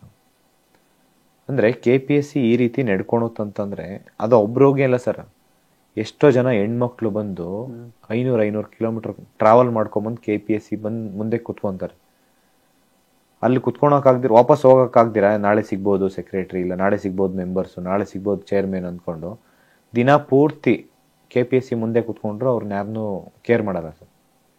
ಅಂದರೆ ಆ ಥರ ಪರಿಸ್ಥಿತಿ ಇದ್ದಾಗ KPSC ಮೆಂಬರ್ಸು ಪ್ರಾಮಾಣಿಕವಾಗಿ ಇರಬೇಕಾ ಬೇಡವಾ ನೀವು? ಖಂಡಿತ. KPSC ಮೆಂಬರ್ಸ್ ಎಷ್ಟು ಪ್ರಾಮಾಣಿಕವಾಗಿರ್ತಾರೋ ಅಷ್ಟೇ ಪ್ರಾಮಾಣಿಕವಾಗಿ ಇಲ್ಲಿ ವಿದ್ಯಾರ್ಥಿಗಳು ಓದ್ಬೋದು ಸರ್. ಇಲ್ಲಿ ಕಷ್ಟ ಬೀಳೋದಕ್ಕೆ ಒಂದು ಅರ್ಥ ಅಂದರೆ ಅಲ್ಲಿ ಪ್ರಾಮಾಣಿಕವಾಗಿ ಭ್ರಷ್ಟಾಚಾರ ಮುಕ್ತ ನೇಮಕಾತಿ ಮಾಡಿದಾಗ. ಇವರು ನೇಮಕಾತಿನ ಭ್ರಷ್ಟಾಚಾರದಲ್ಲಿ ನಡೆಸ್ಕೊಂಡು ಹೋಗ್ತಾರಂತಂದ್ರೆ ಇಲ್ಲಿ ಪ್ರಾಮಾಣಿಕ ವ್ಯಕ್ತಿಗಳಿಗೆ ಎಲ್ಲಿ ಸಿಗುತ್ತೆ ಸರ್ ನ್ಯಾಯ? ಅವ್ರಿಗೆ ನ್ಯಾಯ ಸಿಗ್ಬೇಕಂತಂದ್ರೆ ಇಲ್ಲಿ ಪ್ರಾಮಾಣಿಕವಾಗಿ ಎಕ್ಸಾಮ್ಸ್ ನಡೆಸ್ಬೇಕು ಸರ್. ಅದು ತುಂಬಾ ಇಂಪಾರ್ಟೆಂಟ್ ಆಗುತ್ತೆ ಸರ್. ಈಗ ವಯೋಮಿತಿ ಹೆಚ್ಚಳ ಆಯಿತು, ಸರ್ಕಾರ ಏನು ನಿರ್ಧಾರ ತಗೊಂಡು ಒಂದು ಆದೇಶ ಹೊರಡಿಸಿದೆ. ಇದಲ್ಲದೆ ನೀವು ಬಯಸಿದ್ದೇನು, ಏನಾಗಬೇಕಿದೆ? ಈ ನಿಮ್ಮ ಹೋರಾಟ, ನಿಮ್ಮ ನೀವೊಂದು ಗಡುವು ಕೊಟ್ಟಿದ್ರಿ, ಒಂದಷ್ಟು ಬೇಡಿಕೆಗಳನ್ನು ಇಟ್ಟಿದ್ರಿ, ಇನ್ನೇನಾಗಬೇಕಿದೆ? ಯಾಕಂದರೆ ಒಂದು ಕ್ಷಣಕ್ಕೆ ಮುಗಿಸಲ್ಲ ಸರ್ಕಾರಗಳು, ನಿಮ್ಮ ಹೋರಾಟಗಳು ಹಿಂಗೆ ಇರುತ್ತೆ. ಏನಾಗಬೇಕಿದೆ ಈಗ ಸದ್ಯಕ್ಕೆ ತುಂಬ ಜರೂರಾಗಿ? ಸರ್, ಸರ್ಕಾರ ಪ್ರತಿ ಇಲಾಖೆಯಲ್ಲಿ, ಅದರಲ್ಲೂ PC ವಯೋಮಿತಿ 33 ವರ್ಷಕ್ಕೆ SC ST ಮತ್ತು OBC ಮಾಡಬೇಕು, ಮತ್ತು ಜನರಲ್ ಮೆರಿಟ್ಗೆ 30 ವರ್ಷ ಸರ್ಕಾರ ಮಾನ್ಯ ಮುಖ್ಯಮಂತ್ರಿ ಸಿದ್ದರಾಮಯ್ಯ ಅವರು ಏನು ಲೆಟರ್ ಕೊಟ್ಟಿದ್ದಾರೆ ಅದ್ರ ಪ್ರಕಾರ ನಡ್ಕೊಬೇಕು. ಈ ಥರ ಎಲ್ಲ ಇಲಾಖೆಗೂ ಈಗೇನು 3 ವರ್ಷ ಕೊಟ್ಟಿದ್ದಾರೆ, ಈಗ ಎಲ್ಲ ಚರ್ಚೆ ಆಗ್ತಾ ಇರೋದು ಅಟ್ಲೀಸ್ಟ್ 5 ವರ್ಷ ಕೊಡ್ತಾರಾ ಇಲ್ಲ ಅಂತ ಹೇಳಿ. ನಾನು ಮಾನ್ಯ ಮುಖ್ಯಮಂತ್ರಿ ಸಿದ್ದರಾಮಯ್ಯ ಸರ್ಗೆ ಪ್ರಾಮಾಣಿಕವಾಗಿ ನಮ್ಮ ಬೇಡಿಕೆ ಇದೆ, ಆ ಬೇಡಿಕೆ ಈಡೇರಿಸಿ. 5 ವರ್ಷ ಕೊಡೋದ್ರಿಂದ ಯಾವುದು ಸರ್ಕಾರಕ್ಕೆ ಏನು ಲಾಸ್ ಆಗಲ್ಲ ಸರ್. ಯಾಕೆಂದರೆ ಯಾವುದೇ ಸರ್ಕಾರ ಆಗಿರ್ಬೋದು, ಯಾವುದೇ ಅಧಿಕಾರಿಗಳಿರ್ಬೋದು, ಈ ಒಂದು ಅಧಿಕಾರ ಶಾಶ್ವತ ಅಲ್ಲ ಸರ್. ಖಂಡಿತ. ಸರ್ಕಾರದಲ್ಲಿರೋ MLA ಮಿನಿಸ್ಟರ್ಸ್ಗೆ ಇರ್ಬೋದು, CMಗೆ ಆಗಿರ್ಬೋದು ಸರ್, ಈ ಅಧಿಕಾರ ಶಾಶ್ವತ ಅಲ್ಲ. ಈ ಅಧಿಕಾರದಲ್ಲಿ ಎಷ್ಟು ಜನಕ್ಕೆ ಅನುಕೂಲ ಆಗುತ್ತೆ ಅನ್ನೋದ್ರ ಬಗ್ಗೆ ಯೋಚನೆ ಮಾಡಿ, ಅವರಿಗೆ ಪ್ರಾಮಾಣಿಕ ಪ್ರಯತ್ನ ಮಾಡಿ. ಅವರಿಗೆ ನೀವು ಸುಮ್ಮನೆ ಒಂದು ಲೆಟರ್ ಇರುತ್ತೆ, ಸೈನ್ ಹಾಕೋದಷ್ಟೇ ಸರ್, ಬೇರೆ ಏನೇನಿಲ್ಲ. ಯಾರು ನಿಮಗೆ ಇದು ಮಾಡಬೇಡಿ ಅಂತ ಯಾರು ಪ್ರಶ್ನೆ ಮಾಡಲ್ಲ. ಮಾಡೋದ್ರಿಂದ ಲಕ್ಷಾಂತರ ವಿದ್ಯಾರ್ಥಿಗಳ ಅನುಕೂಲ ಆಗುತ್ತೆ. ವಯೋಮಿತಿ ಜಾಸ್ತಿ ಮಾಡೋದ್ರ ಜೊತೆಲಿ ಸರ್ ನೇಮಕಾತಿ ಪ್ರಕ್ರಿಯೆ ಪ್ರಾರಂಭ ಮಾಡಿ. ಪ್ರತಿಯೊಂದು ಇಲಾಖೆಯಲ್ಲೂ ನೇಮಕಾತಿ ಪ್ರಕ್ರಿಯೆ ಪ್ರಾರಂಭ ಮಾಡಬೇಕು. ನಾವೇನು 1 ವಾರ ಗಡುವು ಕೊಟ್ಟಿದ್ದೀವಿ, ಈ ಹೋರಾಟ ಯಾವುದೇ ಕಾರಣಕ್ಕೂ ನಿಲ್ಲಲ್ಲ ಸರ್. ಈ ಹೋರಾಟ ಸತತವಾಗಿ ಕಂಟಿನ್ಯೂಸ್ ಆಗಿ ಅಂಟಿಲ್ ನೀವು ರೆಕ್ರೂಟ್ಮೆಂಟ್ ವಯೋಮಿತಿ ಜಾಸ್ತಿ ಮಾಡಿ ರೆಕ್ರೂಟ್ಮೆಂಟ್ ನೋಟಿಫಿಕೇಶನ್ ಮಾಡೋ ತನಕ ನಾವು ಹೋರಾಟ ಮಾಡ್ತೀವಿ ಸರ್. ಪ್ರತಿಯೊಂದು ಪೊಲೀಸ್ ಇಲಾಖೆಯಲ್ಲಿ ಪೊಲೀಸ್ ಕಾನ್ಸ್ಟೇಬಲ್ ನೋಟಿಫಿಕೇಶನ್ ಆಗಿ 3 ವರ್ಷ ಆಯಿತು, PSI ನೋಟಿಫಿಕೇಶನ್ ಆಗಿ 5 ವರ್ಷ ಆಯಿತು, ಟೀಚರ್ಸ್ ನೋಟಿಫಿಕೇಶನ್ ಆಗಿ 5 ವರ್ಷ ಆಯಿತು, FDA STA ಸರ್ 7 ರಿಂದ 8 ವರ್ಷ ಆಯಿತು. ಮತ್ತು ಈಗೇನು ಅಗ್ರಿಕಲ್ಚರ್ ಆಫೀಸರು ಮತ್ತು ಅಸಿಸ್ಟೆಂಟ್ ಅಗ್ರಿಕಲ್ಚರ್ ಆಫೀಸರು, ಲ್ಯಾಂಡ್ ಸರ್ವೇಯರ್ದು, ಈ ಥರ ಎಲ್ಲ ನೋಟಿಫಿಕೇಶನ್ಸ್ ಏನಾಗಿದೆ, ಇಷ್ಟು ನೋಟಿಫಿಕೇಶನ್ಸು ಒಂದು ಟೈಮ್ ಲಿಮಿಟ್ ಇದೆ. ಒಂದು 6 ಮಂತ್ ಇಲ್ಲ 1 ಇಯರಲ್ಲಿ ಒಂದು ಟೈಮ್ ಲಿಮಿಟಲ್ಲಿ ಎಕ್ಸಾಮ್ಸ್ ಆಗಿ ಕಂಪ್ಲೀಟ್ ಮಾಡಿ. ಈ KPSC ಅನ್ನೋದೇನಿದೆ ಸರ್, ಅದನ್ನು ಈ ಮೆಂಬರ್ಸು ಪ್ರಾಮಾಣಿಕವಾಗಿ 16 ಜನ ಇದ್ದಾರೆ ಮೆಂಬರ್ಸು ಸರ್. ಯಾವುದೇ ಕಾರಣಕ್ಕೂ 16 ಜನ ಬೇಡ, ಈಗ ಒಂದು 5 ರಿಂದ 6 ಜನ ಮೆಂಬರ್ಸ್ ಇಟ್ಕೊಳ್ಳಿ. ಆ 6 ಜನನೂ ಯಾವ ರೀತಿ ಇರಬೇಕಂತಂದರೆ, ಒಂದು ರಿಟೈರ್ಡ್ IAS IPS ಆಫೀಸರ್ ಇರಬೇಕು, ಇಲ್ಲ ಅಂತಂದರೆ ರಿಟೈರ್ಡ್ ಜಡ್ಜಸ್ಸು, ಹೈಕೋರ್ಟ್ ಜಡ್ಜಸ್ ಇರ್ಬೋದು, ಇಲ್ಲ ಡಿಸ್ಟ್ರಿಕ್ಟ್ ಜಡ್ಜಸ್ ಯಾರು ರಿಟೈರ್ಡ್ ಇದ್ದಾರೆ, ಅದರಲ್ಲೂ ಪ್ರಾಮಾಣಿಕವಾಗಿ ಯಾರಿದ್ದಾರೆ ಅಂಥವ್ರನ್ನ ನೀವು ಸೆಲೆಕ್ಟ್ ಮಾಡಿ KPSC ಮೆಂಬರ್ಸ್ ಆಗಬೇಕು. ಮತ್ತು KPSC ಸೆಕ್ರೆಟ್ರಿನೂ ತುಂಬ ಇಂಪಾರ್ಟೆಂಟ್ ಆಗ್ತಾರೆ ಸರ್. KPSC ಸೆಕ್ರೆಟ್ರಿ ಈ ಹಿಂದೆ ಇದ್ದಂತಹ ವಿಕಾಸ್ ಕಿಶೋರ್ ಸರ್ ಅಂಥ ಒಂದು ಪ್ರಾಮಾಣಿಕ ವ್ಯಕ್ತಿನ KPSC ಸೆಕ್ರೆಟ್ರಿನಾಗಿ ಮಾಡಿದ್ರೆ, ಮತ್ತು ಈ ವಿದ್ಯಾರ್ಥಿಗಳ ಬೇಡಿಕೆ ಏನಿದೆ ಅದನ್ನು ಈಡೇರಿಸಬೇಕು ಯಾವುದೇ ಸೆಕ್ರೆಟ್ರಿ ಆದ್ರೂ. KPSC ನಿಜವಾಗ್ಲೂ ಹೇಳ್ಬೇಕಂದ್ರೆ ಇಷ್ಟು ಮಾಡಿದ್ರೆ KPSC ಒಂದು ಹಂತಕ್ಕೆ ರಿಫಾರ್ಮ್ ಆಗುತ್ತೆ. ಮುಂದಿನ ದಿನಗಳಲ್ಲಿ ಸರ್ಕಾರ ಮಾಡಬೇಕಾಗಿರೋದೇನಂತಂದರೆ, ಒಂದೇ ವರ್ಷದಲ್ಲಿ ನೆಕ್ಸ್ಟ್ 1 ವರ್ಷದಲ್ಲಿ 1 ಲಕ್ಷ ವೇಕೆನ್ಸಿ ಫಿಲ್ ಮಾಡಲೇಬೇಕು ಸರ್. ಯಾಕೆಂದರೆ 70,727 ಹುದ್ದೆ ಟೀಚರ್ಸ್ ಇದೆ ಅಂತಂದರೆ, ನೀವು ಕನಿಷ್ಠ ಅಂತಂದರೆ ಒಂದು 30,000 ಅಲ್ಲಿ ಫಿಲ್ ಮಾಡ್ಬೋದು ಸರ್. ಮತ್ತು ಪೊಲೀಸ್ ಡಿಪಾರ್ಟ್ಮೆಂಟಲ್ಲಿ PC PSI KSRP ಎಲ್ಲನೂ ಸೇರಿಕೊಂಡ್ರೆ ಒಂದು ಮೋರ್ ದೆನ್ 20,000 to 30,000 ವೇಕೆನ್ಸಿ ಇದೆ. ಅದರಲ್ಲಿ 10,000 ರಿಂದ 15,000 ವೇಕೆನ್ಸಿ ನೆಕ್ಸ್ಟ್ 1 ವರ್ಷದಲ್ಲ ಸರ್. ಮತ್ತು ಈಗ ಕಂದಾಯ ಇಲಾಖೆಯಲ್ಲಿದೆ, ಮತ್ತು ಪಂಚಾಯತ್ ರಾಜ್ ರೂರಲ್ ಇದು ಇದೆ, ಅದರಲ್ಲೂ ಏನಿಲ್ಲ ಅಂತಂದ್ರೂ 11,000 ವೇಕೆನ್ಸಿ ಇದೆ ಸರ್. ಮತ್ತು ಶಿಕ್ಷಣ ಮತ್ತು ಆರೋಗ್ಯ ಇಲಾಖೆಯಲ್ಲಿ ಸುಮಾರು ಏನಂದ್ರೆ 37,000 ವೇಕೆನ್ಸಿ ಇದೆ. ಅದರಲ್ಲೂ ನೀವೇನಿಲ್ಲ ಅಂದ್ರೆ ಒಂದು 15,000 10,000 ಸರ್. ಇದೆಲ್ಲ ತೊಗೊಂಡೋದ್ರೆ ನೀವು ಪ್ರತಿ ಇಲಾಖೆಗೆ ಅವರು 5ರಿಂದ ಒಂದು 10,000 ಇರೋ ಪೋಸ್ಟಲ್ಲಿ ಒಂದು 5,000 ಪೋಸ್ಟು ಈ ಥರ ನೀವು ರೆಕ್ರೂಟ್ಮೆಂಟ್ ಫಿಲ್ ಮಾಡಿಕೊಂಡ್ರೆ STA FDA ಲಾಸ್ಟ್ 7-8 ವರ್ಷದಿಂದ ನೋಟಿಫಿಕೇಶನ್ ಆಗಿಲ್ಲ ಅಂತಂದರೆ ಇವೆರಡು ಸೇರಿ ಒಂದು 5,000 post 5,000 post FDA STA post ಮಾಡೋದು ರೆಕ್ರೂಟ್ಮೆಂಟ್ ಮಾಡಿಕೊಂಡ್ರೆ ಎಷ್ಟೋ ಬಡ ವಿದ್ಯಾರ್ಥಿಗಳು ಇವತ್ತು ಗೌರ್ಮೆಂಟಲ್ಲಿ ಒಂದು ಹುದ್ದೆ ತೊಗೊತಾರೆ ಸರ್. ಅದಕ್ಕೆ ಅಂತ ಹೇಳಿ ಸುಮಾರು ವರ್ಷಾನುಗಟ್ಲೆಯಿಂದ ಓದ್ತಾ ಇದ್ದಾರೆ. ಈ ಒಂದು ಬೇಡಿಕೆನ ಈಡೇರಿಸಿ ನೆಕ್ಸ್ಟ್ 1 ವರ್ಷದಲ್ಲಿ ಸರ್ಕಾರ 1 ಲಕ್ಷ ವೇಕೆನ್ಸಿನ ಫಿಲ್ ಮಾಡಿ ಅದ್ರ ಜೊತೆ ಪ್ರೈವೇಟ್ ಕಂಪ್ನೀಸ್ ಏನಿದೆ ಅದರಿಂದ ನೀವು ಗೌರ್ಮೆಂಟ್ ಎಕ್ಸಾಮ್ಸ್ಗೆ ಓದ್ತಾ ಇರೋರಿಗಿರ್ಬೋದು, ಯೂತ್ಸ್ಗೆ ಈ ಒಂದು ಅನ್ಎಂಪ್ಲಾಯ್ಮೆಂಟ್ ಹೋಗ್ಲಾಡ್ಸೋದಕ್ಕೆ ಯಾವ ರೀತಿ ಅನುಕೂಲ ಆಗುತ್ತೋ ಆ ರೀತಿ ನೀವು ಸರ್ಕಾರ ಎಚ್ಚೆತ್ಕೊಬೇಕು. ಯಾಕೆಂದರೆ ಇಲ್ಲಿ ನಮ್ಮ ಕರ್ನಾಟಕ ಬೆಂಗಳೂರಲ್ಲಿ IT-BT ಕಂಪ್ನೀಸು ನೂರಾರು ಕಂಪ್ನೀಸ್ ಇದೆ ಸರ್. ಅದರಲ್ಲಿ ನೀವು ಡಿಸ್ಕಷನ್ ಮಾಡಿ, ಸರ್ಕಾರ ಚರ್ಚೆ ಮಾಡಿ, ಈ ನಮ್ಮ ಒಂದು ಯೂತ್ಸ್ಗೆ, ಕರ್ನಾಟಕದಲ್ಲಿರೋ ಯೂತ್ಸ್ಗೆ ಯಾವ ರೀತಿ ಅನುಕೂಲ ಆಗ್ಬೋದು. ಯಾಕೆಂದರೆ ಇವತ್ತು ಕರ್ನಾಟಕದಲ್ಲಿರೋ ಯೂತ್ಸ್ಗೆ ಯಾಕೆ ನೀವು ಎಂಪ್ಲಾಯ್ಮೆಂಟ್ ಜನರೇಟ್ ಮಾಡ್ಬೇಕಂತಂದ್ರೆ ಧಾರವಾಡದಲ್ಲಿ ಆಗಿರೋ ಇನ್ಸಿಡೆಂಟಿಂದ ಧಾರವಾಡದಲ್ಲಿ ಒಂದು ಎಚ್ಚರಿಕೆ ಕೊಟ್ಟಿರೋದು ಯೂತ್ಸ್ ಎಲ್ಲ ಒಗ್ಗಟ್ಟು ಇಡೀ ಇಂಡಿಯಾ ಧಾರವಾಡ ಮಾಡಿದೀವಿ ಅಂತಂದ್ರೆ ನೀವು ಎಂಪ್ಲಾಯ್ಮೆಂಟ್ಸ್ ಕ್ರಿಯೇಟ್ ಮಾಡಿಲ್ಲ ಅಂತಂದ್ರೆ ಇಡೀ ವರ್ಲ್ಡ್ ಕರ್ನಾಟಕ ನೋಡ್ಬೇಕಾಗುತ್ತೆ. ಯಾಕೆಂದ್ರೆ ಆ ಒಂದು ಪರಿಸ್ಥಿತಿಗೆ ಯಾವುದೇ ಕಾರಣಕ್ಕೂ ತಗೊಂಬರ್ಬೇಡಿ. ಸರ್ಕಾರ ಕೂಡಲೇ ಒಂದು ಎಂಪ್ಲಾಯ್ಮೆಂಟ್ ಜನರೇಟ್ ಮಾಡ್ಬೇಕಂತ ಕೇಳ್ಕೊಂತೀನಿ ಸರ್. ಒಂದು ರೈತನ ರೀತಿಯಲ್ಲೇ ನೀವು ಹೋರಾಡ್ತಿದ್ದೀರಿ, ಏನು ಅಪೇಕ್ಷಿಸದೆ. ನಿಮ್ಮ ಈ ಹೋರಾಟ ಮತ್ತು ಈ ನಾಡನ್ನು ಆಳಬೇಕಿರುವ ಅವರು ಭವಿಷ್ಯ ಇಟ್ಕೊಂಡು ಬಂದಿರುವಂಥ ನೂರಾರು ಕನಸುಗಳನ್ನ ಇಟ್ಕೊಂಡು ಬಂದಿರುವಂಥವ್ರು, ಅವ್ರ ಜೊತೆಲಿ ನೀವು ನಿಂತಿದ್ದೀರಿ. ನಮ್ಮ ಸಂಸ್ಥೆ ಕೂಡ ಒಂದು ಜವಾಬ್ದಾರಿಯುತ ಮಾಧ್ಯಮವಾಗಿ ವಿದ್ಯಾರ್ಥಿಗಳ ಎಲ್ಲ ಹೋರಾಟದ ಜೊತೆಲಿ ನಾವು ಒಂದು ಸಣ್ಣ ಅಳಿಲಿನ ಸೇವೆಯನ್ನು ಅಥವಾ ನಮ್ಮ ಒಂದು ಬೆಂಬಲವನ್ನು ನಾವು ಸೂಚಿಸ್ತೀವಿ. ಸಾಕಷ್ಟು ಹೊತ್ತು ಸಾಕಷ್ಟು ವಿಚಾರಗಳನ್ನು ಹಂಚ್ಕೊಂಡ್ರು. ಯಾಕಂದರೆ ವಿದ್ಯಾರ್ಥಿಗಳ ಹೋರಾಟ ಒಂದು 10 ನಿಮಿಷಕ್ಕೂ 1 ಗಂಟೆಯಲ್ಲೂ ಮುಗಿಸುವಂಥದ್ದಲ್ಲ. ಸಾಕಷ್ಟು ಕಷ್ಟ ಇದೆ, ನೊಂದಿದ್ದಾರೆ, ಬೆಂದಿದ್ದಾರೆ. ಧಾರವಾಡದ ಲೆಕ್ಕದಲ್ಲೇ ಹೇಳಬೇಕಾದ್ರೆ ಬೇಂದ್ರೆ ಆಗ್ತಾರಂತೆ. ಸೊ ಆ ಲೆಕ್ಕಾಚಾರದಲ್ಲಿ ನಿಮ್ಮ ಹೋರಾಟಕ್ಕೆ ಒಳ್ಳೆಯದಾಗಲಿ. ಮತ್ತು ಯಾರೆಲ್ಲ ಹೊಟ್ಟೆ ಬಟ್ಟೆ ಕಟ್ಟಿ ಕಷ್ಟ ಬಿದ್ದು, ನಾನು ಕೂಡ ಒಬ್ಬ ಹಳ್ಳಿ ಅವನಾಗಿದ್ದರಿಂದ ನಿಮ್ಮ ಸಂಕಟ ಅಥವಾ ಉಳಿದವ್ರ ಸಂಕಟ ನಾನು ಅರ್ಥ ಮಾಡ್ಕೊಂಡು ಅವ್ರಿಗೆಲ್ರಿಗೂ ಒಳ್ಳೇದಾಗಲಿ ಸರ್. ಇಷ್ಟೊತ್ತು ಮಾತಾಡೋದಕ್ಕೆ ಮತ್ತೆ ಅದೇ ರೀತಿ ಎಲ್ಲ ವಿದ್ಯಾರ್ಥಿಗಳಿಗೆ ಮತ್ತೆ ಇಡೀ ಸಮಸ್ತ ಕರ್ನಾಟಕ ಜನತೆಗೆ ಲಯನ್ ಟಿವಿ ಮತ್ತು ಕರ್ನಾಟಕ ಟಿವಿ ಎಲ್ಲದಕ್ಕೂ ಸಪೋರ್ಟ್ ಮಾಡಿ. ಈ ರೀತಿ ಒಂದು ಮಾಧ್ಯಮದ ಮುಖಾಂತರನೇ ಯಾವುದೇ ಒಂದು ಚರ್ಚೆ ಆದಾಗ ಇನ್ನೂ ಹೆಚ್ಚು ಸಮಸ್ಯೆಗಳ ಬಗೆಹರಿಯುತ್ತೆ. ಈ ಸಮಸ್ಯೆ ಬಗೆಹರಿಬೇಕಂತಂದ್ರೆ ಮಾಧ್ಯಮ ತುಂಬಾ ಇಂಪಾರ್ಟೆಂಟ್ ಆಗುತ್ತೆ ಸರ್. ಅದರಲ್ಲೂ ನಿಮ್ಮ ಜೊತೆ ನಾನು ಚರ್ಚೆ ಮಾಡಿ ತುಂಬಾ ಖುಷಿ ಆಯಿತು. ಇನ್ನೂ ಹೆಚ್ಚಿನ ರೀತಿಯಲ್ಲಿ ನಮ್ಮ ಜನತೆ ಈ ಒಂದು ಮಾಧ್ಯಮದ ಮುಖಾಂತರ, ಈ ಒಂದು ಲಯನ್ ಟಿವಿಗೆ ನೀವು ಸಬ್ಸ್ಕ್ರೈಬ್ ಆಗೋದ್ರ ಮುಖಾಂತರ, ಇಲ್ಲ ನೀವು ಅವರಿಗೆ ಸಪೋರ್ಟ್ ಮಾಡೋದ್ರ ಮುಖಾಂತರ, ನಿಮ್ಗೆ ಯಾವುದೇ ಸಮಸ್ಯೆ ಇದ್ರೂ ಅವ್ರ ಹತ್ರ ಹೇಳ್ಕೊಳ್ಳಿ. 100% ಅವ್ರು ನಿಮಗೆ ರೀಚ್ ಆಗ್ತಾರೆ. ಈ ಒಂದು ಸಮಸ್ಯೆ ಬಗೆಹರಿಬೇಕಂತಂದ್ರೆ ಮಾಧ್ಯಮ ತುಂಬಾ ಇಂಪಾರ್ಟೆಂಟು. ನಮ್ಮ ಹೋರಾಟಕ್ಕೆ ಇವಾಗ ಅಂತಲ್ಲ, ಸುಮಾರು 5-6 ವರ್ಷದಿಂದ ಯಾವುದೇ ಒಂದು ಹೋರಾಟ ಮಾಡಿದ್ರು ಫಸ್ಟ್ ಒಂದು ಲಯನ್ ಟಿವಿ ಮತ್ತೆ ಕರ್ನಾಟಕ ಅನ್ನೋದು ನಮ್ಮ ಜೊತೆ ನಿಂತ್ಕೊಂಡು ನಮಗೆ ಸಪೋರ್ಟ್ ಮಾಡ್ತಾ ಇದೆ. ಅದೇ ರೀತಿ ವಿದ್ಯಾರ್ಥಿಗಳು ಅಷ್ಟೇ, ಅವರಿಗೆ ಸಪೋರ್ಟ್ ಮಾಡೋಣ. ಯಾವುದೇ ಒಂದು ಕಷ್ಟ ಸುಖಗಳಿದ್ರು ನಾವು ಅವ್ರ ಜೊತೆ ನಿಮ್ಮ ಜೊತೆ ನಿಂತ್ಕೊಂಡಿರ್ತೀವಿ ಸರ್. ಏನೇ ಇದ್ರೂ ನಾವು ನಿಮ್ಮ ಪರವಾಗಿರ್ತೀವಿ. ಮತ್ತೆ ಎಲ್ಲ ವಿದ್ಯಾರ್ಥಿಗಳ ಪರವಾಗಿ ನಿಮಗೆ ಅನಂತ ಧನ್ಯವಾದಗಳು ತಿಳಿಸ್ತೀನಿ sir. Thank you so much. ನಮಸ್ತೆ.